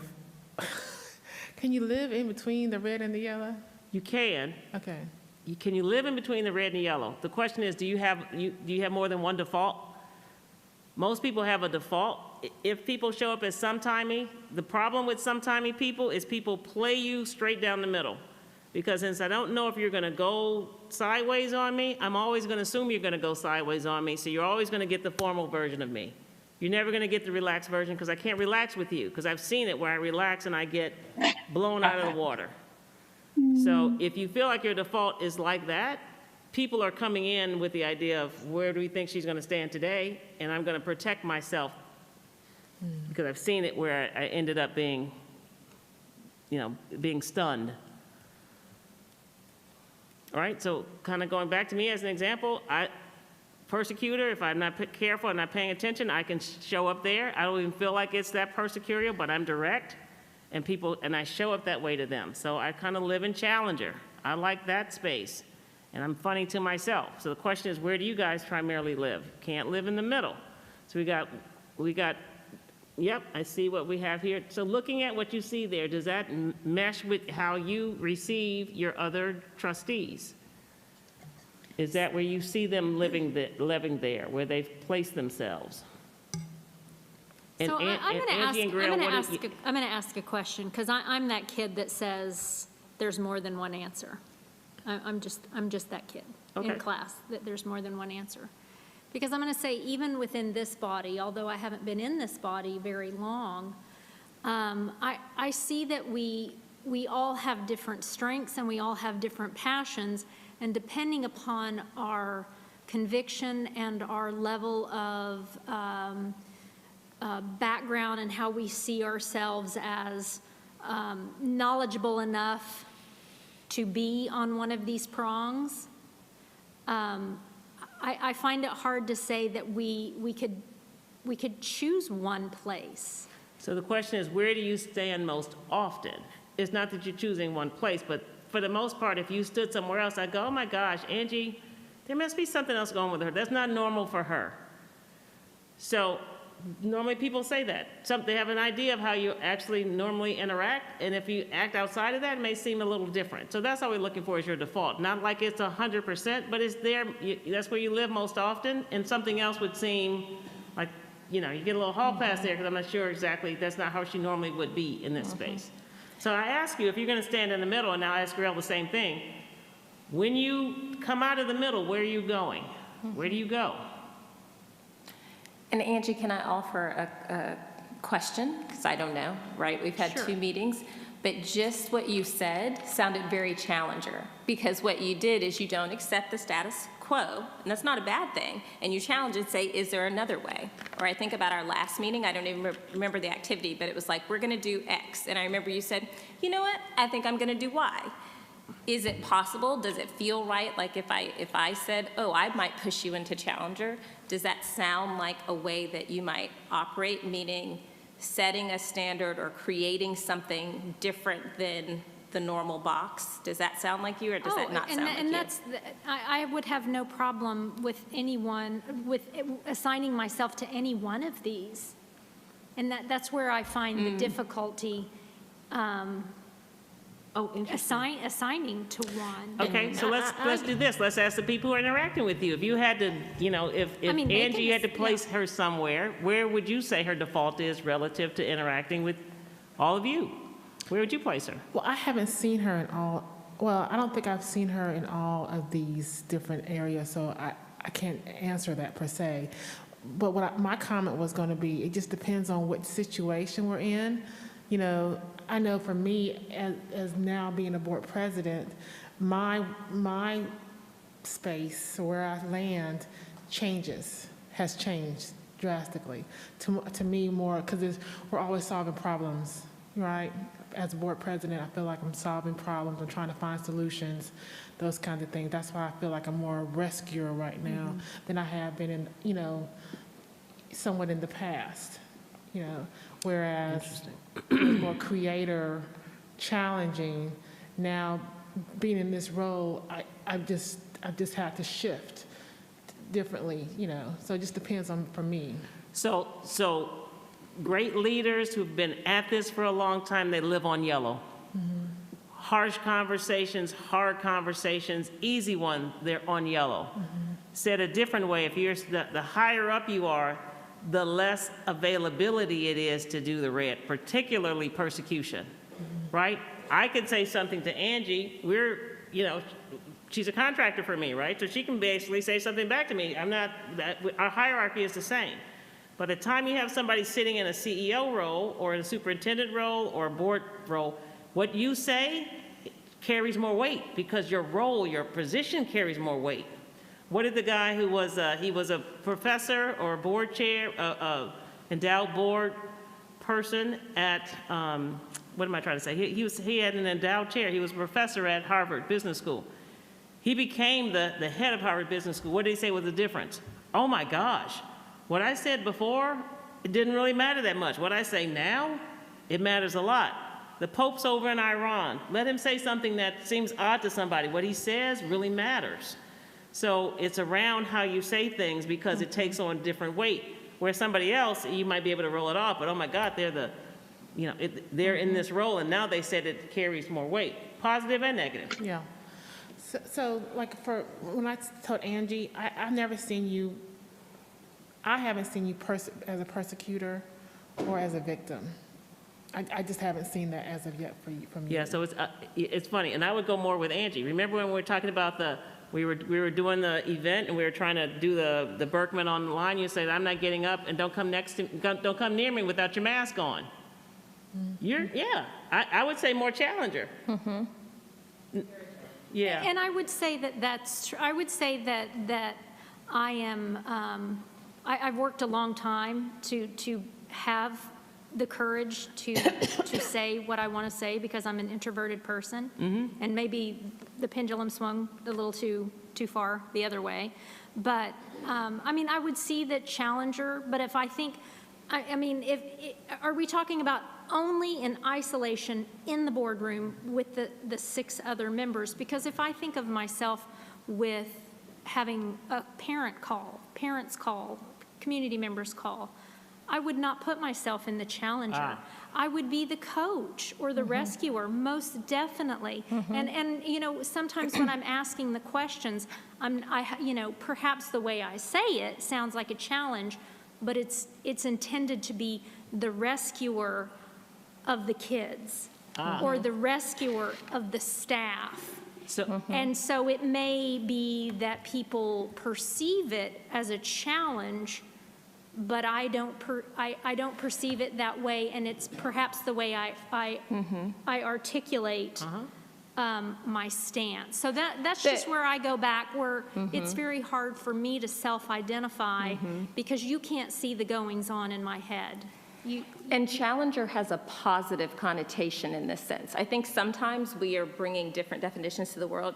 The yellow circle is the better circle without triangle, but like, yes. Period. There's Absolutely. nothing, so to be like in another context, you may say challenger, I don't want to hear that, that sounds negative. No, it's actually the ultimate compliment because it's saying you are challenge the system to do more. It is not a negative, it's a positive. And another about rescuer, you guys, the red is not the triangle you want to be on. So Addie, as board chair, if you're rescuing all of them and rescuing their feelings, you're not doing the work, right? You could be coaching them, but if you're spending your time rescuing everyone, you're actually not sitting in the leadership role. So what we're talking about is our default things that are not positive for interactions are the red. And when we are high functioning, we are being creators and coaches and challengers in order to meet the goals. If we're rescuing each other and worrying about each other's feelings and persecuting each other and bullying each other and victimizing, saying nobody likes me, then we're not doing the work. So the definitions that we're bringing to this, the yellow is the positive and the more high functioning.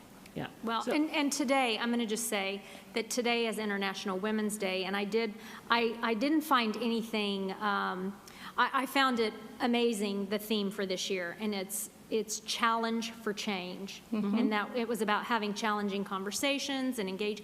And so when I read that, I never had a single negative connotation about that. I was like, yeah, right on, yeah, you're right, right on.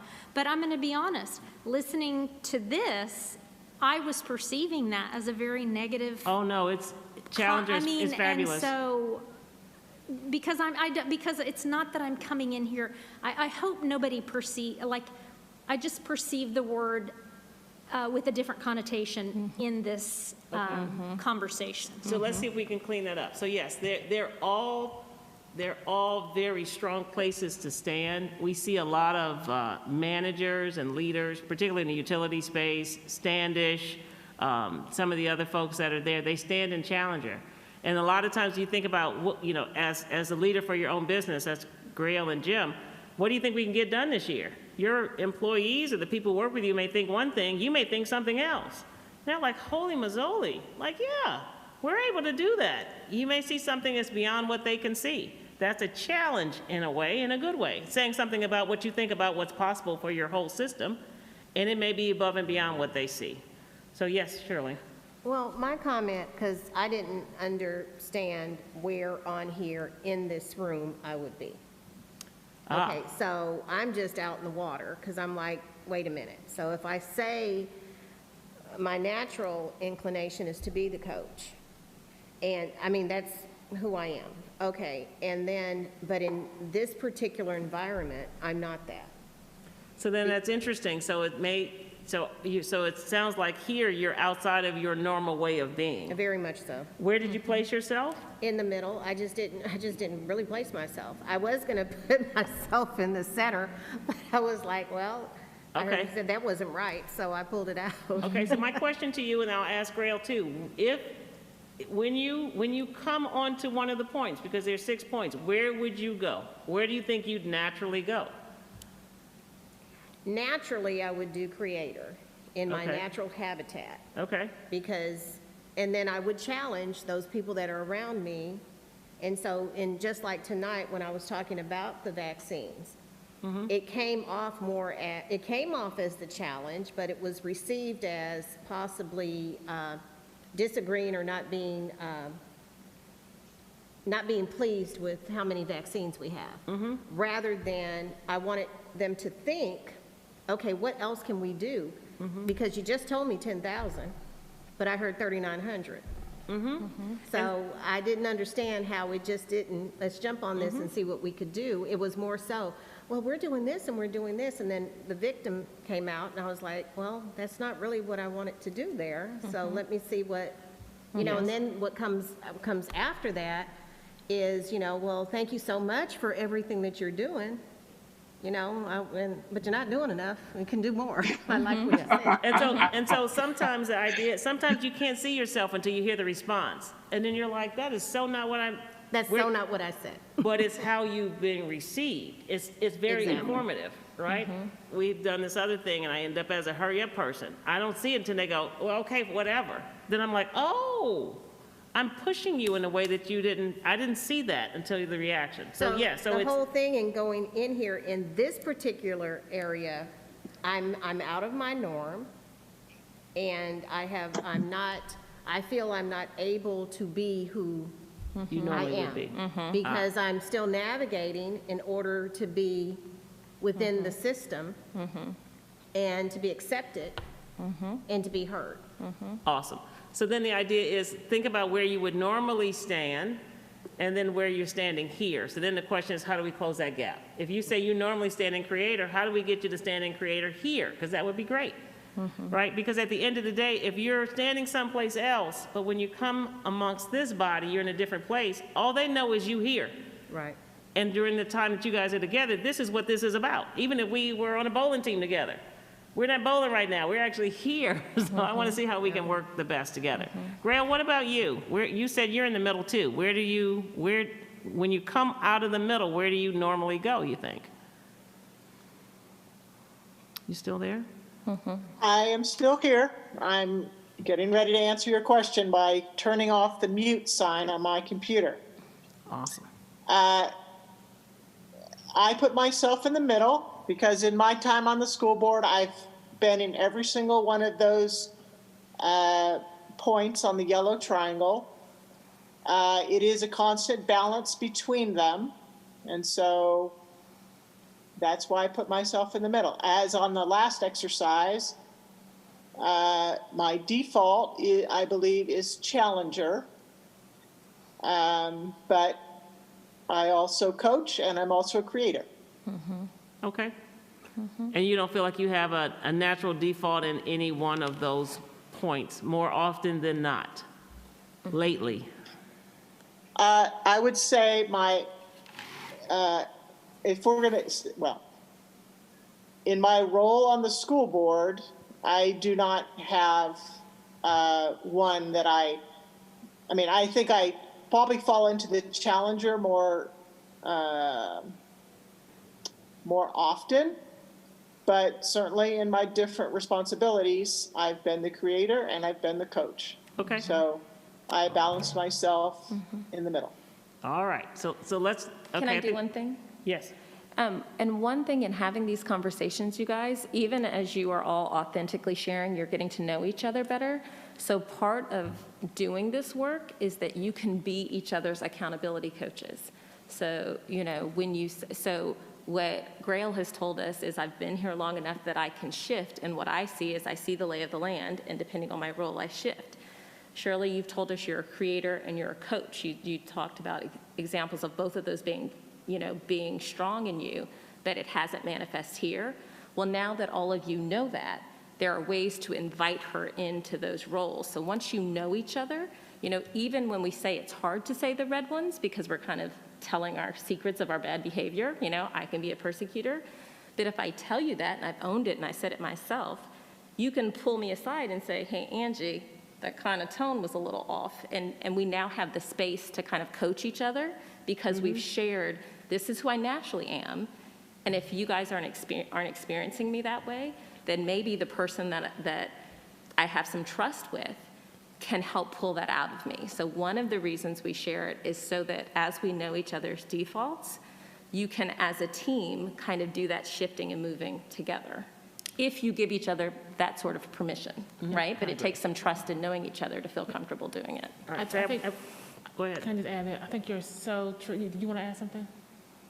I was just going to say it's easier to do over a glass of wine. Yes, it can be. Yes. Yes. That's so good. That is so true, Jill.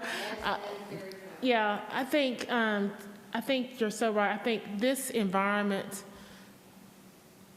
depends on what's going on. I mean, to be transparent, depending on what's going on makes us respond or be in different places. Because I know at work, I'm the coach and the creator constantly. That's my deal. So I think, I want to hear from you is that identifying where we are is not about us staying here, right? That's part of the stand and the shift, right?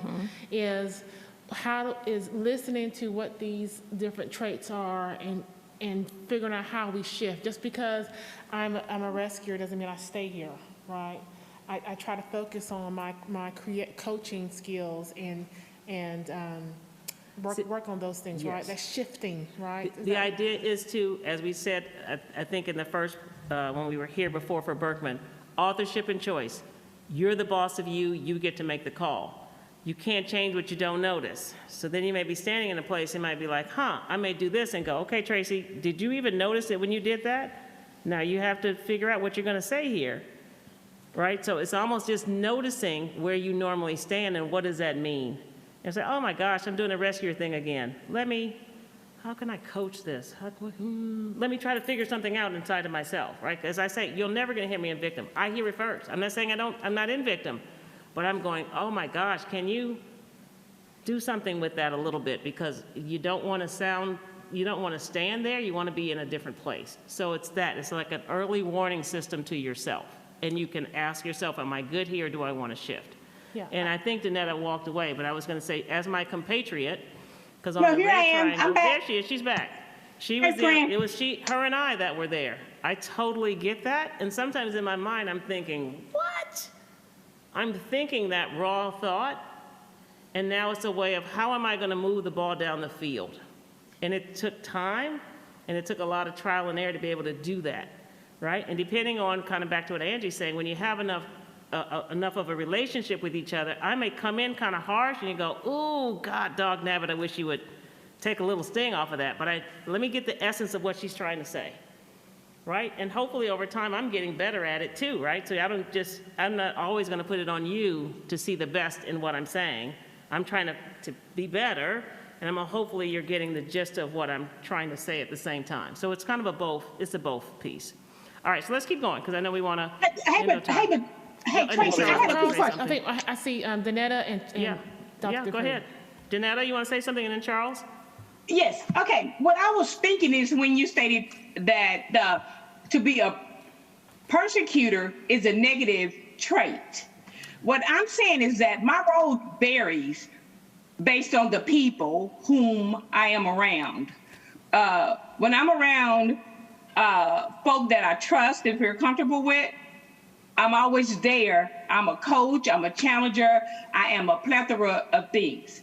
However, when I get into that boardroom, it's so toxic, is the reason why, I come off a certain way, is because I feel like when you're in a room, when you're dealing with adults should be able to hear your words and not be so offended by just a simple sentence. Like when Dr. Gillum made the statement about the mask or the shots or something. I received her comments as positive and just seeking to know the answer. However, when the response came to her as if she said something negative, I'm like, well, how can anybody perceive those comments as negative when basically she was just telling them, come on, guys, we can do better. Let's get after it. So I think it's just who's receiving that information.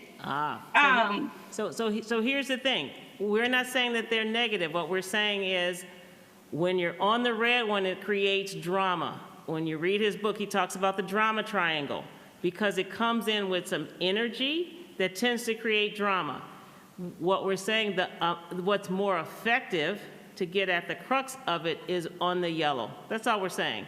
So, and then the idea is like, it's on the, we did something, 15 people out of 25 said something. And the head of schools, the school that we're working with, she said, that's their individual points of view. That has nothing to do, we're like, wait, it's 15 out of 20.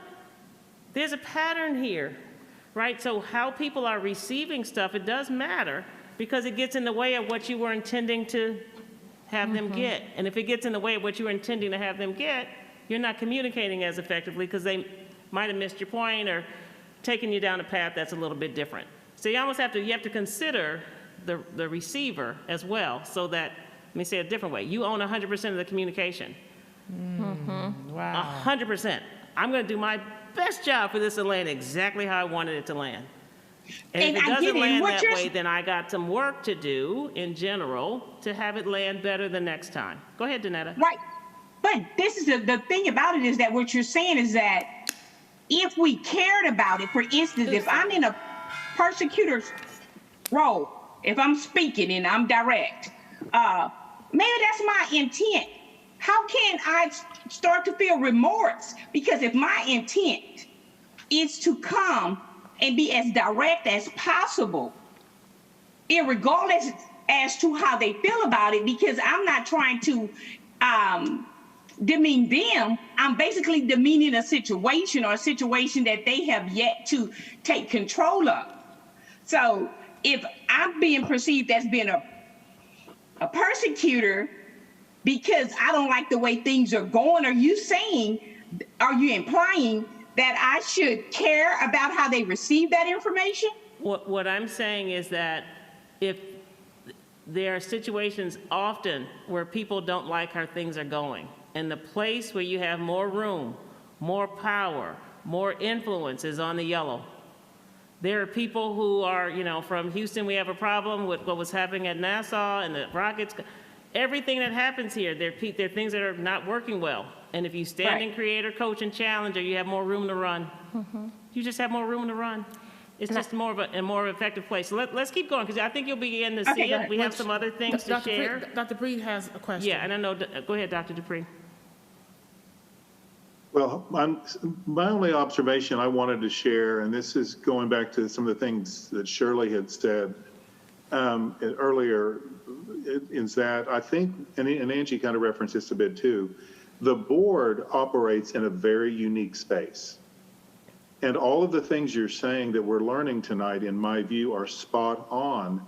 But for example, the idea of a board member being a creator works when they're doing the work of the board, like policy writing and visioning and those things at the strategy level.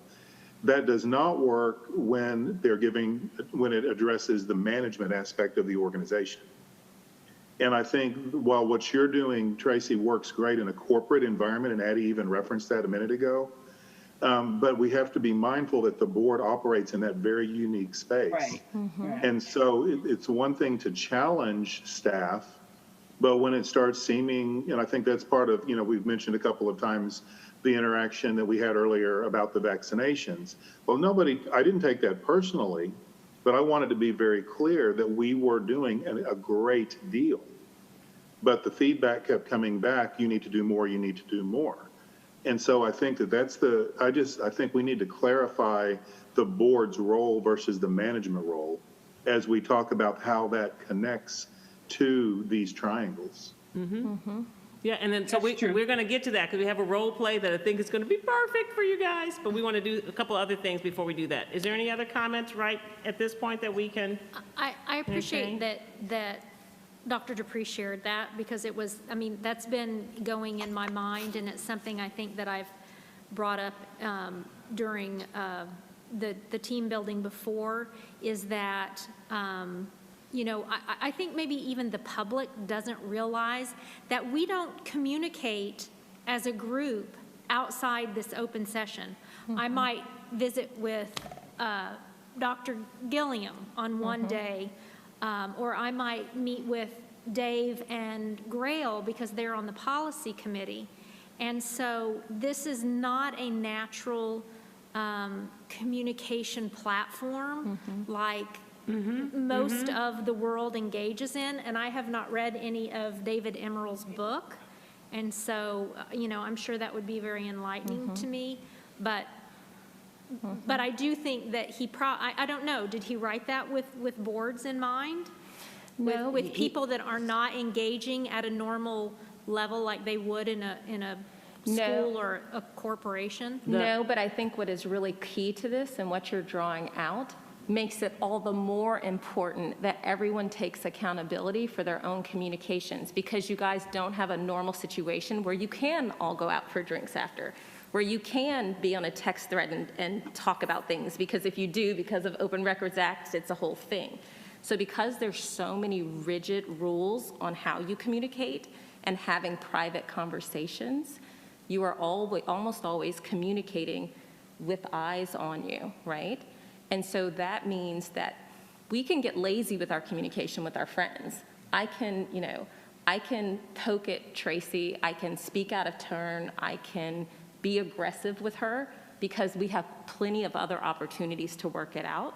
But the way we might communicate in that environment would not be appropriate in this environment. So I think what you're calling out, both the distinction between the management, which is left to the superintendent, right? And the policy and the board work, which is left to you, that distinction. And then the distinction that you guys cannot speak openly with each other. I think you could use these skills all the more because you are having to do this very delicate communication dance, and you have the public watching you. So then you really do have to think about, and one thing I want to call out is even the discussion about the vaccines. When you guys started kind of deconstructing it, then both of you actually spoke out and kind of said, hey, that's not what we meant. Like that, I saw what you said, and then I saw you responding, and that's doing the dance. Like, oh, that hit a certain kind of way, because there's a power differential, right? If a staff person thinks that the board thinks they're not doing their job, they get scared, and so they fall into victim, which is natural. But then you guys shifted and was like, oh, that's not what we're doing. We're asking, and that's, you did exactly what we would hope you would do. And so identifying this helps you to kind of, in these awkward interactions, have some options in your head. And there's part C too, where the public is watching. Yes. We go out, why didn't you fight for us?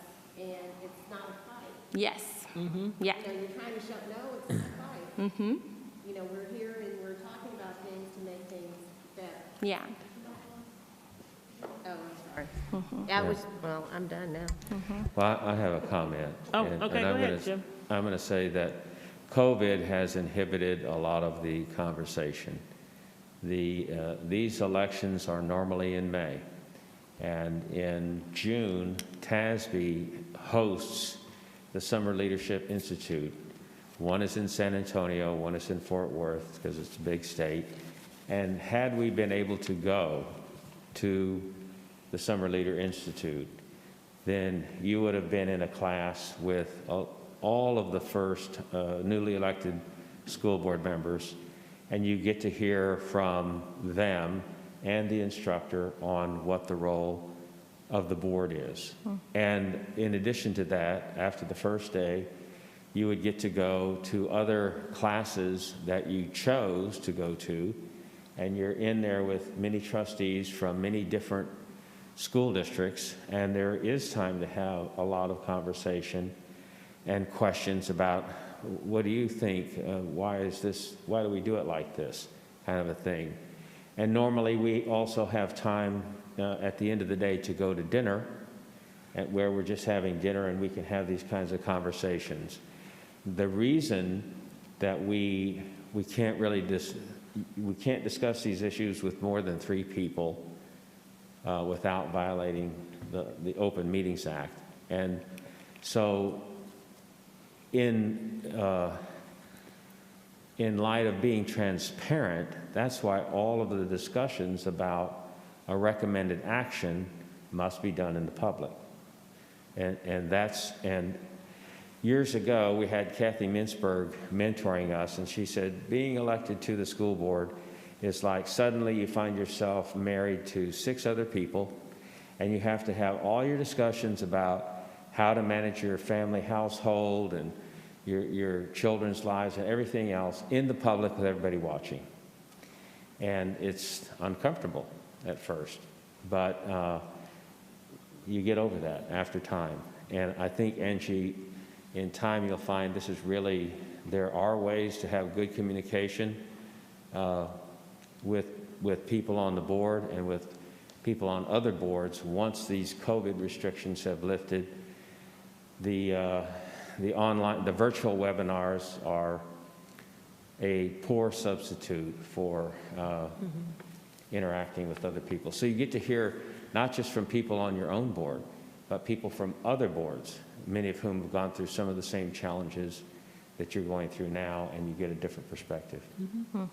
So let me cover a couple of things here. The next page is really just to say, again, it's an early warning system for you, right? Because you're the boss of you, you get to make the call. So when you're standing, because we all stand everywhere, when you're standing in a certain place, if you have a visual or phrase that goes along with it, that helps, right? What does your victim look like when you're standing in victim? What does your rescuer look like? You know, are you the one with the fire extinguisher or something else? These are just some examples, not saying that that's everything, but just some examples to think, what does that look like when you're standing there? So you can know it when it's happening for you. You know, what does persecutor look like, right? Same thing with the other ones, creator, coach, and challenger. What does that look like?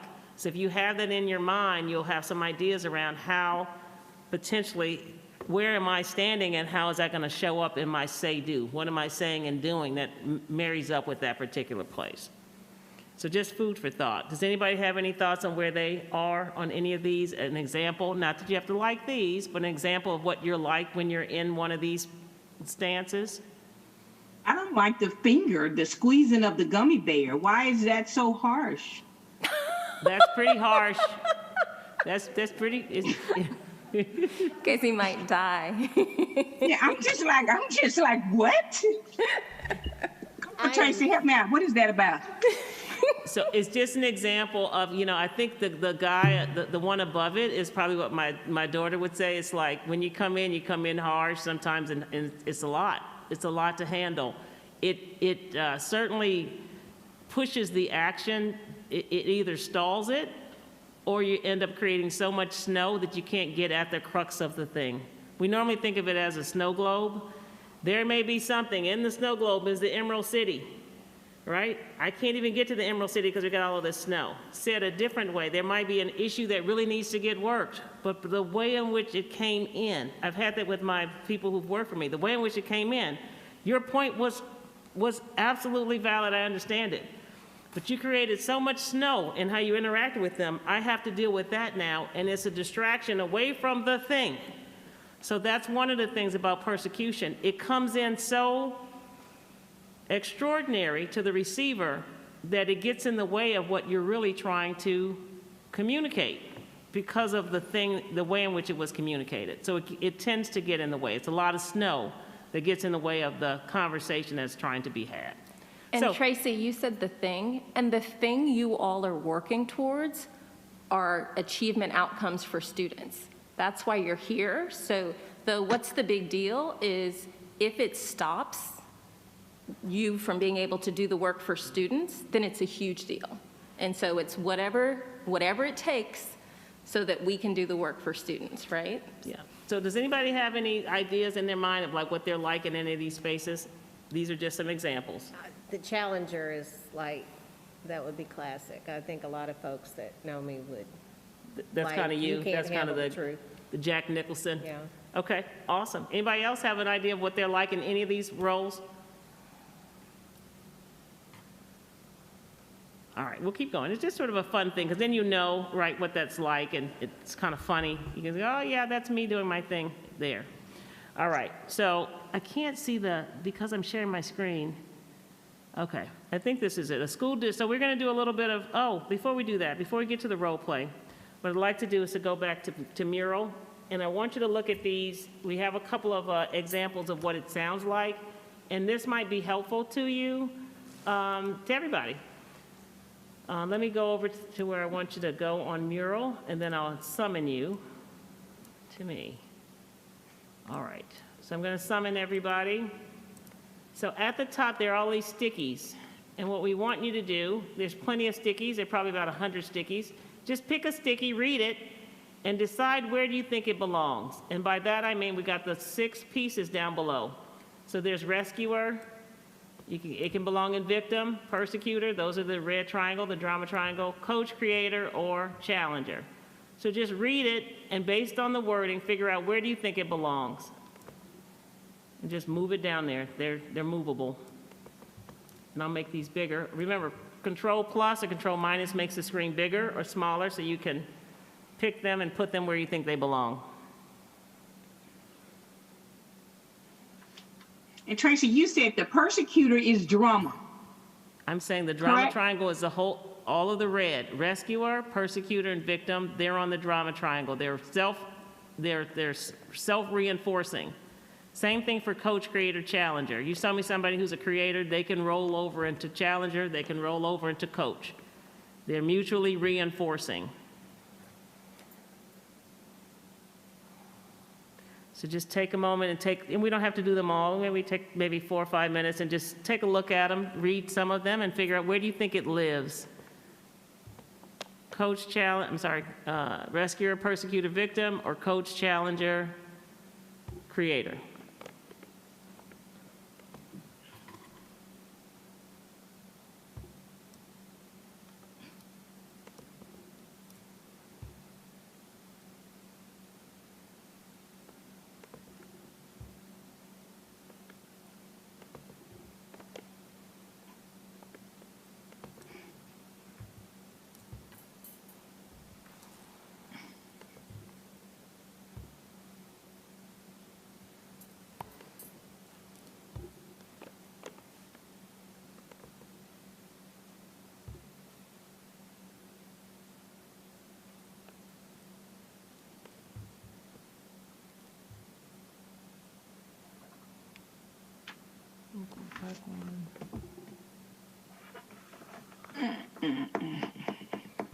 Where do you think these phrases live?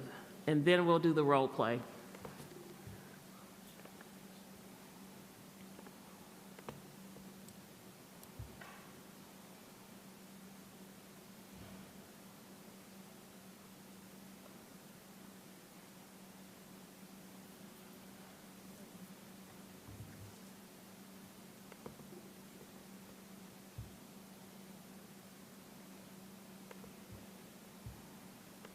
I'm gonna just turn on my little timer here, maybe do, I don't know, another 2 minutes and just see what we got. Put the stopwatch on. There we go.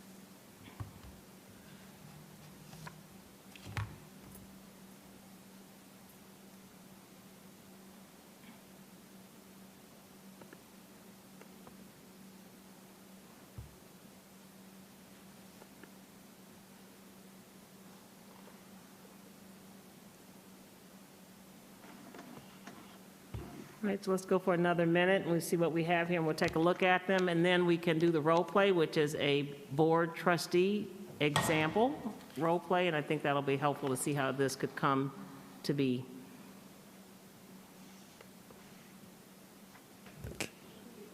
Take a few minutes for those who need to take a quick break before we come back with the answers and do the role play.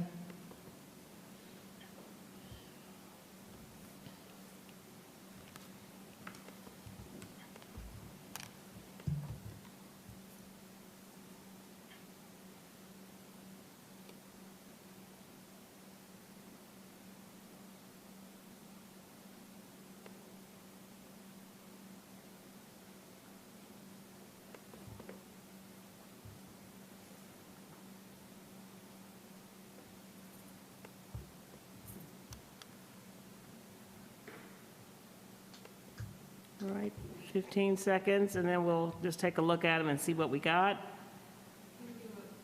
Oh, yeah, oh, absolutely, sure.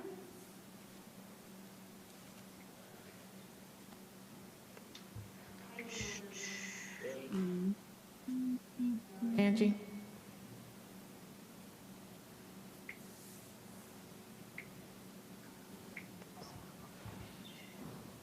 Are you doing all right, Danetta?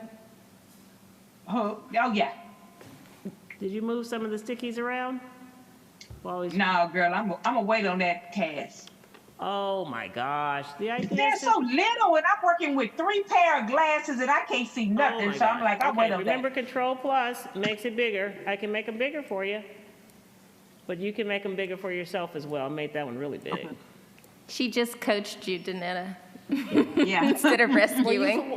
What role were you playing just now, Danetta? I was a persecutor. You heard what I told her. I can't see it, so I'm not gonna do it. That was victim, but we understand. That was victim. All right. So Control Plus or Control Minus makes it bigger or smaller? Oh, okay. Yeah, and so we'll do the role play, and then we'll talk about if the person is standing where they're standing, what does that mean for you, right? Because you only can manage yourself, so what does that mean for you? We'll talk about that as well. All right, so let's take a peek and just see what we got so far. I'm going to come down here. Grail and Charles, are you back? We're back. Let's Grail back. All right, let's look what we have under Rescuer. I'll fix any errors before we send it out. Let me show you. I can fix it. I'll handle this for you. Rescuer, I. It has I language in there. You have a role. Your hands are not clean. You have a to-do. When the meeting and the interaction is over, you have a to-do, so those are all rescuer. Well done. Victim, no one asked me. It's not my fault. I'm boxed in. I can't. Martyr, yep, I'm so tired of this. I've been attacked. I can't. Powerless. Well, I should, if I would have known. All of these are yep, all of these, if only then I could, helpless. All of these are victim language. Yep, when I. You're the reason I can't, I wasn't invited. All of those are victim. Well done. Persecutor. I can't believe you did that. It's your fault. You're thinking of this as wrong-headed. Unbelievable. What were you thinking? That's the most idiotic thing I've heard all year. All of these are great. This is boring. This is boring is victim. Keep this up and you'll be out of a job. All those are persecuted. Think hair on the back of your neck is standing up. If it was not what your intention is, but you watch the reaction of people, you'll have an idea of how they received it. So then as the 100% communicator, right, you're responsible for 100%. Your next idea here is to change or to modify how you communicated that. Persecutor, well done. All right, coach, right? It's in the email, look at it. Yeah, that's more persecutor. Let's whiteboard our options. That is, yeah, okay. No, that's actually creator. It has instruction to it. Here's the plan, that's creator. Put steps 4 and 7 in the beta process, that's coach. I'm telling you exactly what to do. They did you a favor, haven't told me anything. Depending on if it's really a good thing, it's challenger. If it's kind of yeah, it's normally a good thing. They say I did you a favor. Figure it out. Again, there's no instruction to it. That's challenger. You were made to do this. All of these are challenger. So the difference between coach and challenger, which we see this quite a bit, coach has specific instructions. Do this, consider this, stop doing that. It has something specific to it. Write an email and share our position. Yeah, that's coach. It's time to move to plan B. That's not, doesn't really tell, well, it can be. Maybe. You got the goods, now use them. That's challenger. All right, creator. What about I got you, don't worry? I got you, don't worry. I'm sorry, I didn't see that one. I got you, that's rescuer. I. I. When you stand in rescuer, what you do is you're confirming to the victim that they can't do it because you're doing it. So clearly, I can't do it if you're doing it, as opposed to giving them the opportunity to have the experience of whatever the thing is. All right, let's go back over to creator. Let's whiteboard our options. Here's a plan. We can do this and that. Why not you? Challenger. figure it out, challenger. Put on your thinking cap, challenger. We can turn this into initiative, creator. Yep, all of those are creator, the ones that are there for 5. So all of these over here, a lot of the ones that you guys had as creator are really actually challenger. Put on your thinking cap. I trust you can handle this. Stop doing that. Try this approach. I'm sorry, I got a little typo there. That is coach. Stop doing this. Do this other thing. That's coach. Right? You're bigger than that. They did you a favor. No is not challenger. Figure it out. You were made for this. Why not you? You got the goods. So now no use is, them. I'm sorry, no is what? No is, depends on how it's said, but no normally is persecutor. No. Yep. All right. No is a So do you get the gist of it? Your wings work. You got this. It's an idea of setting an aspiration, an expectation that may be beyond what they see for themselves. All right, so let's go back to the example here. Let's see here. So this is not this school district. A school district reopens and all faculty and administrators have not received vaccinations. There's 2. We're only going to do 1. Here's the other one. A school district reviews core beliefs and commitments with a board that has new and existing trustees. So which scenario, do you guys have a point of view on which scenario to role play? The second one? Okay, we have a motion on the table for the second one. You guys good with doing the second one? Let's do the second one. What do you want to do, the second one? All right. So what we'd like to do is let's have just people take a role. So who would like to be Chris? Who's going to stand in victim? This is what it would sound like in victim. Who would like to stand there? Addie, can you do that one? I Can you be Chris? victim. I can be Chris. Okay. Jim, can you be Kendall for persecutor? Yeah. Okay, and then Danetta be rescuer. So you're going to be Marsh, right? And then we'll have Shirley be coach. You're going to be Sam. Angie, can you be creator for Taylor? And then Charles, would you mind being Alex for challenger? So we always have the red triangle go first. So Addie, this is the situation. Can you sound like what it would, can you give us an idea what it would sound like as Chris standing in victim?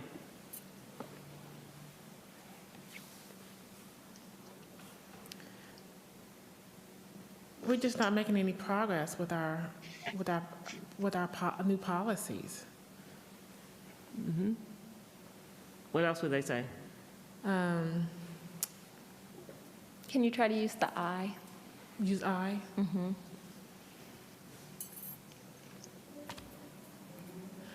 I can't seem to get ahead. I can't seem to make any movement with the policies. Mm-hmm. Mm-hmm.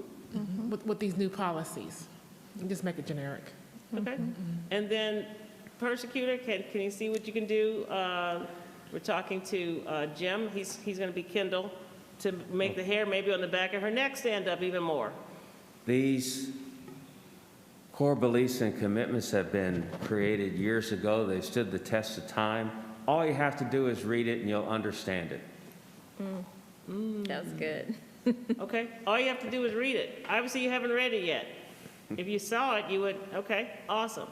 Okay, so now Chris is already feeling a little kind of, right? And then Jim came in, or Kendall came in and said, all you got to do is read it. Now he said, I didn't even read it.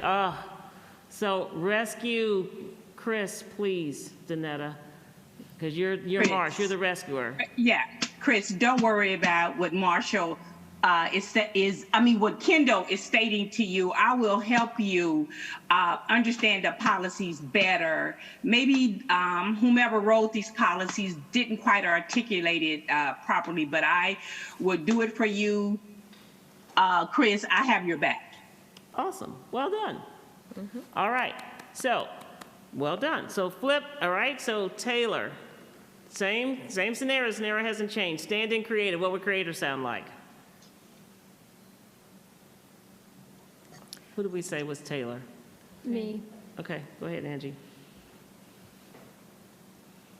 Well, we have established core beliefs and commitments, and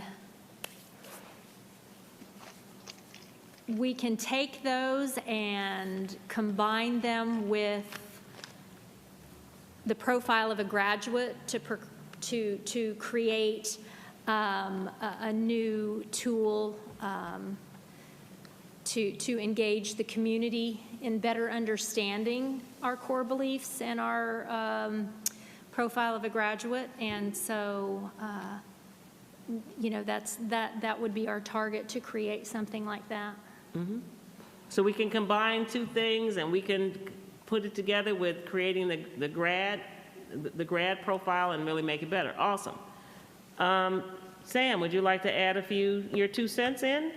Yes, what we're going to do, Chris, we're going to meet coffee at Starbucks, and after that, I have PowerPoint that has all the bullet points, and I want you to look over those, and then we'll look to see. I think she needs to turn her microphone on. Oh, Shirley, want to turn your microphone on? Okay.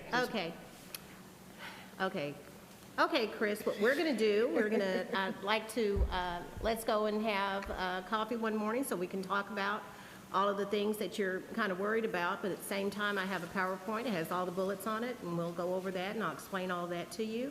And if you still have some questions, we'll get with Taylor, and we'll make sure that you understand everything. Awesome. All right. And so Shirley's done what lots of people do, which is the victim normally creates such a environment around them that even when you're standing on the yellow triangle, you tend to talk to the victim. We've had that happen all the time. Everybody goes right into Chris, right? And the person who's doing all the creating and carrying a lot of that weight and trying to think optimistically and trying to figure out what gets done doesn't necessarily get the reinforcement and the help. And a lot of times the people standing in creator aren't asking for help either. But so sometimes the idea is, how do you kind of really give some more recognition and assistance to the person who's standing in creator? So thank you for doing that. We see that all the time. Everybody's talking to Chris, and we're on the yellow triangle. So the coach, creator, challenger are all together in there too, right? So sometimes the creator needs a little bit, it's nice to have some support in there as well. So thank you for doing that. It was perfect. All right, Alex, which I think is Charles here. Challenge. Okay. We're a smart, talented team. The community's put a lot of faith in us, and we have what it takes to get this done in a timely manner. We need to set some goals and get it done. Yeah. We have what it takes to get it done. Wow. Okay. It's that. Awesome. So you guys play some nice roles here. So the idea is, when you're on one of the triangles, the idea is, am I good standing there? Do I want to stand someplace else? And so the idea is you get much more room to run on the yellow triangle than you would if you're on one of the other ones. Is Grail still there as well? Mm-hmm. All right. I sure am. Okay, awesome. So this is... Does Grail want to be one of the yellows? Yeah. So Grail, in this scenario, let's go back a moment. In this scenario, knowing where your default was situational, where would you normally stand in this hypothetical situation?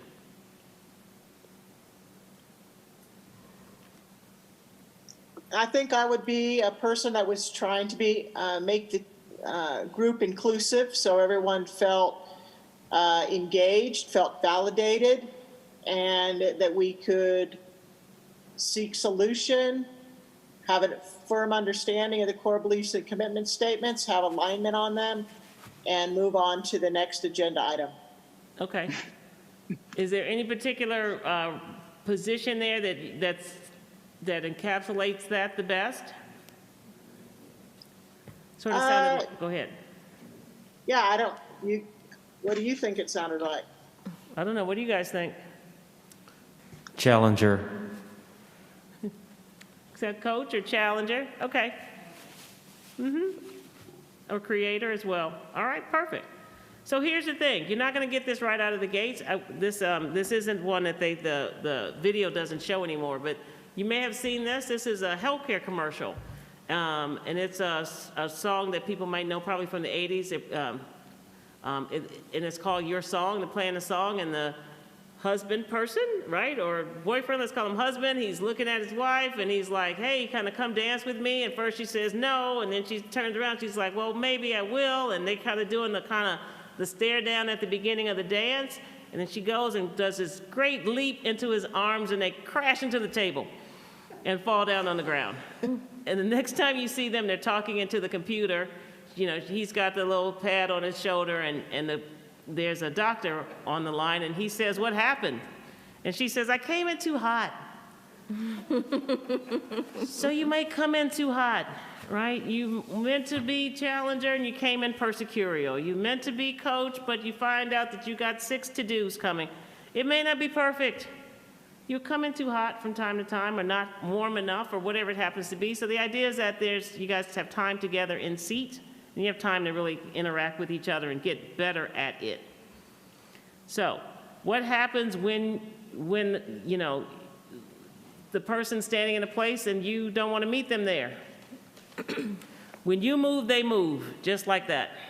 When you change your position, you're going to force them to change their position, or you're not going to engage them in the way in which they would like to be engaged.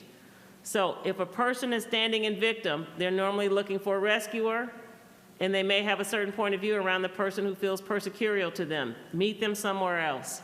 Coach or challenge or create. That doesn't mean that they won't go stand in victim, but they won't stand in victim relative to you because you're not giving them any juice back around wanting to be rescued and stroked and whatever they may want to do. You're not going to do anything there. You may have a different point of view around what they saw as persecurial. They may be looking at that in a challenger role.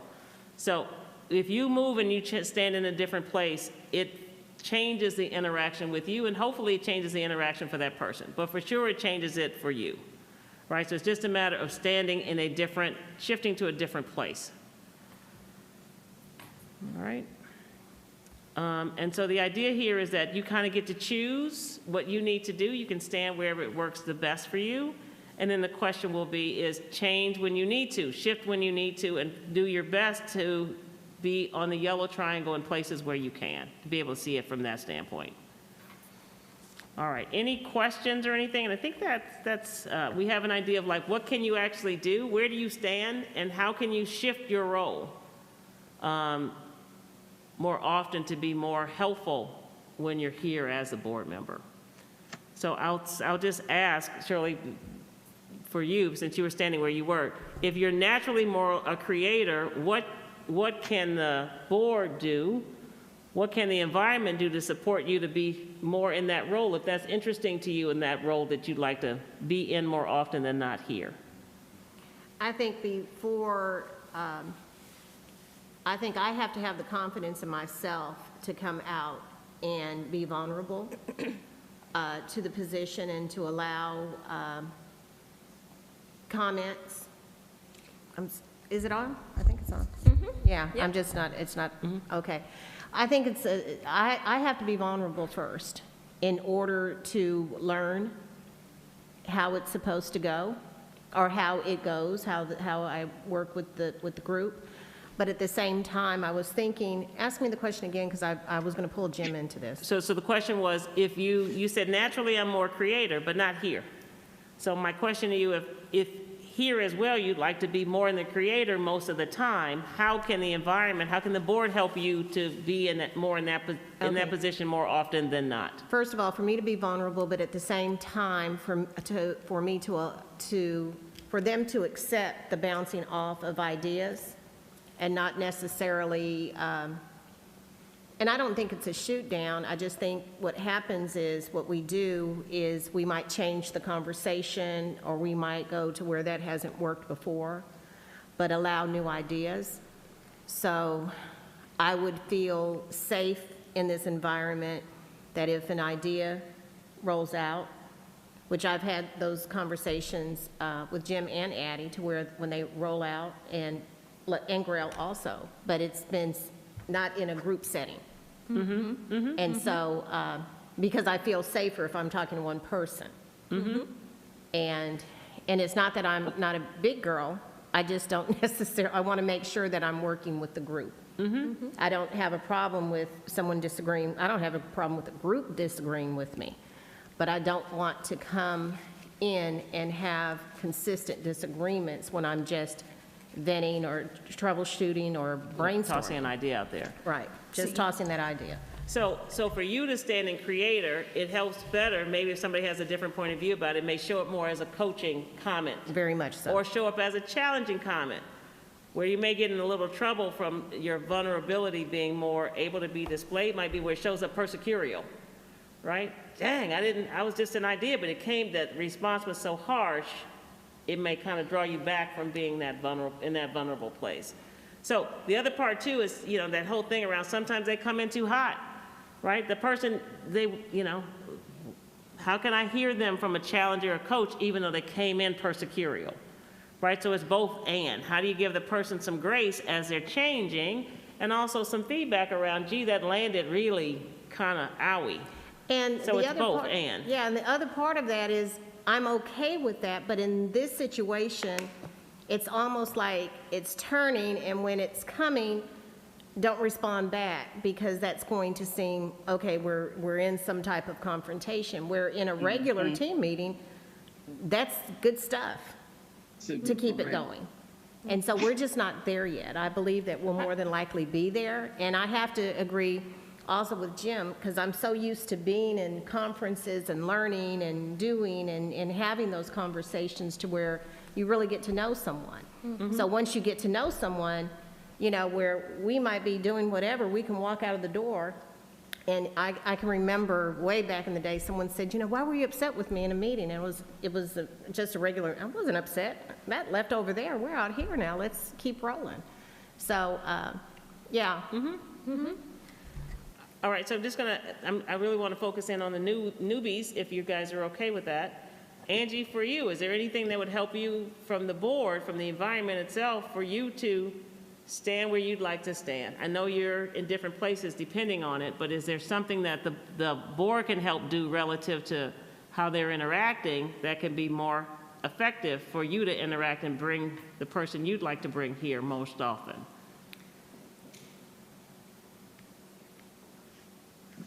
Well, the person that I'm bringing here, I think it would be helpful for all of us, not just new board members. And I think maybe the first thing is we need to kind of get over the whole new board members, the old school, the new school, and I think that would be one. We're all here. We're all here. We are the current board, and so. Yes, I'm new and I have lots to learn, but I think that we need to just help each other. And I think that we need to, because sometimes you can hear or you can feel persecuted, and that is truly not what was intended if we're just talking about the interaction among the board. And I think receiving each other's message, maybe reframing how we're receiving each other's messages would be very helpful to us, to all of us. And that's something that I'll work on is, hearing everyone's voice in the light that it should be in improving school achievement for our kids, improving the work environment for our staff. We're here to improve Fort Bend for the community. And so we need to start hearing each other. I'm not disagreeing with what you're saying. And I like the yellow triangle. I've stated before, I do not like drama. So the drama triangle is not where I ever want to be. And so, maybe it's just that we work on staying away from the red triangle. And not just for ourselves, but staying away as we're receiving the message, not just as we're delivering the message. As I'm receiving the message, maybe I need to think more, are they being the coach, the creator, or the challenger, rather than saying, saying they're in the red triangle. Maybe receiving the message is something we could all work on. And back to our commercial, maybe they came in too hot. How do I try to get to the kernel or the essence of what they were trying to share with me or share with us as a group? Great, thank you. Danetta, what about you? What can be helpful for you from the general body to bring the person you want to bring here to the board? Oh, okay. Normally in my day-to-day life, I'm the rescuer. I'm an activist. You did that really well, by the way, when you did the role play, the rescuer. So keep going. But that's who I am. I'm a product of the inner city. So my goal was, when I got out, Tracy, my goal was to bring others with me. I'm normally out there fighting for others. I can handle problems of Danetta Williams very well. And a mild temper, say it one time and it's done.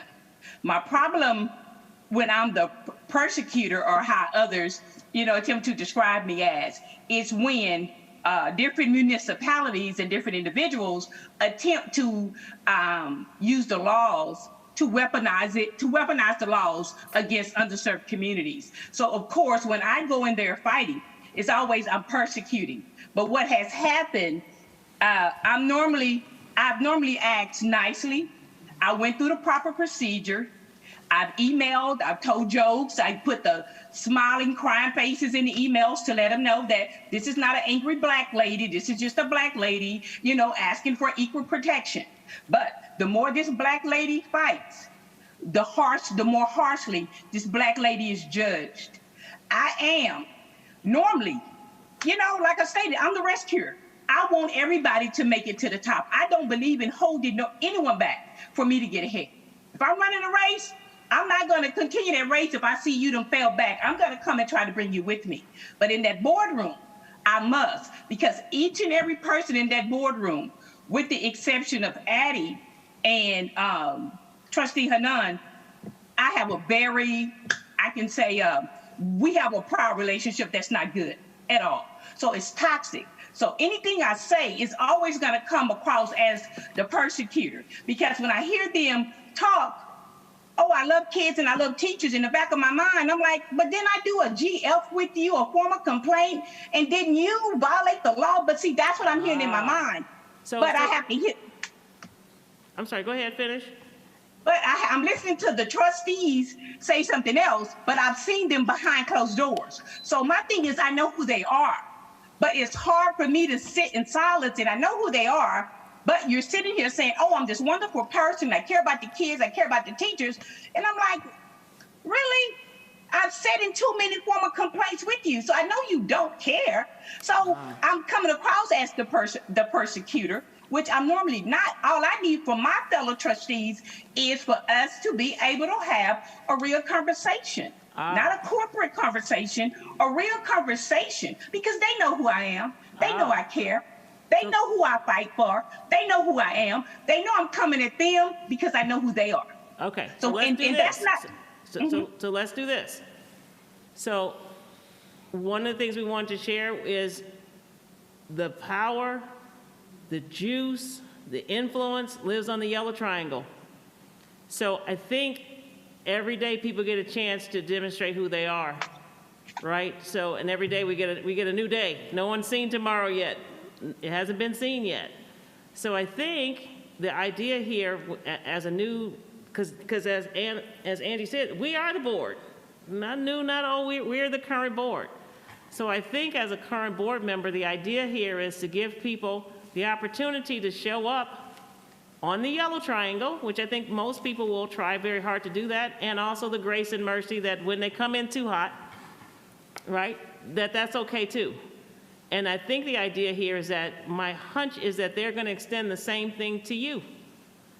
So we got to start somewhere, right? What is the Chinese proverb? The best time to plant a tree is 20 years ago.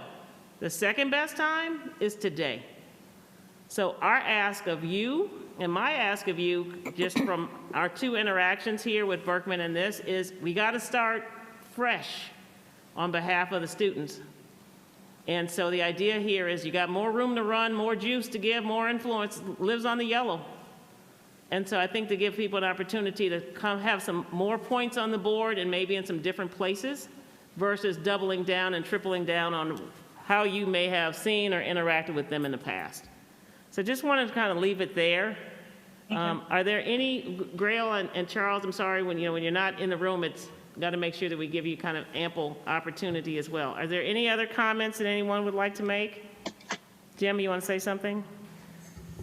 Well, I'll just say this. I've never been exposed to this before, and I got to take this off. I think it's very helpful to think about that, and it's been very positive.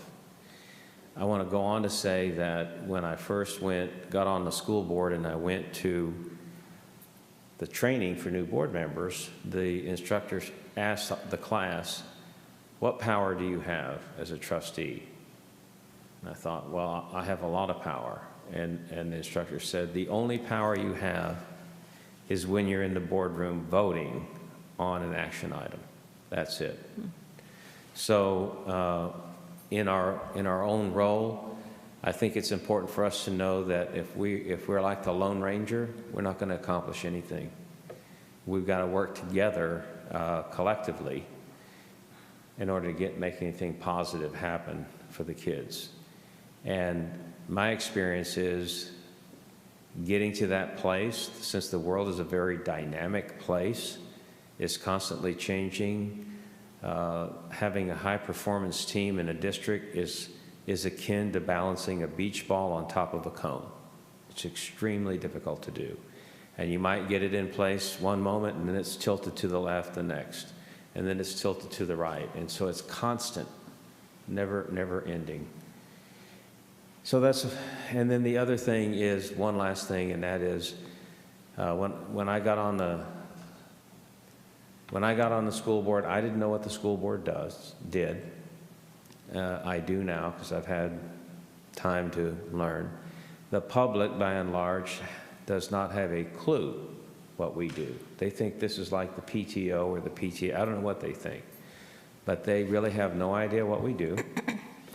And if you're on the board and you're doing your homework and you're reading the materials and you're coming to the board meetings prepared to participate in a meaningful way and vote, you are fighting for the kids.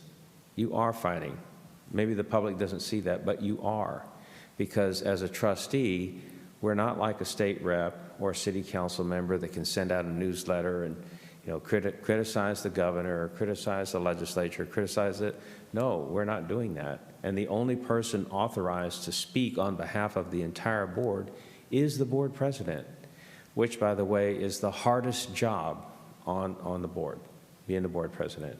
It's by far the hardest job because you have to subordinate your ego to that of everybody else on the board. And so we need to support the board president because you might be the board president one day and then you'll want to be supported too. So I just wanted to say that, and I've really been impressed with learning this, and I'm trying to make notes. I'm trying to remember all this stuff, and I look forward to the next session. Thank you. Okay. So I wanted to add this. This has been insightful to me, and it's good reminders of some things, some techniques that I've learned in the past. What I believe about this board is, even though we all are different and we all fall different places on the different triangles, I believe that every last one of our board members is a value add to this body when it comes to impacting the lives of the kids in our district. And I think if we, as a board, we work to operating in that yellow on a regular basis, I think we're going to be really, really successful, especially as we have one of the largest tasks of our, I guess, roles as a board member, which is picking a new superintendent. And so to me, it's important that we all stay on that yellow. We shift to, when we come too high, as she said, we shift and we get it from that red into that yellow, because it's going to be really important for us as we work together to hire a new superintendent that's going to share the values that we do as board members and for this community. So I'm really appreciative of the lessons that were taught this evening, and I'm committed to shifting when I need to shift. And, I challenge you guys to help me shift. If something's going on, help me shift. Let me know, hey, you're coming off the yellow and into the red. And so I just think every one of us have value to give to this board. And I recognize that and I appreciate it. So. Perfect, thank you. Anything from anyone that's online before we close out? Charles, Grail, Donetta? No, just thank you, Tracy. All right, thank you. Thank you again for the opportunity. Okay. Yeah, I'll say thank you also, and thank you, everybody. All right, perfect, thank you. And support the superintendent. Yes. All right, thank you very much. Okay, all right, I'm going to move on. Thank you so much, Tracy and Angela, for coming this evening and helping us with our second of our board training. We look forward to seeing you again. I believe it's in next month to conclude our third session. At this time, I would take a motion from the floor to adjourn. I move to adjourn. Thank you. We are now adjourned.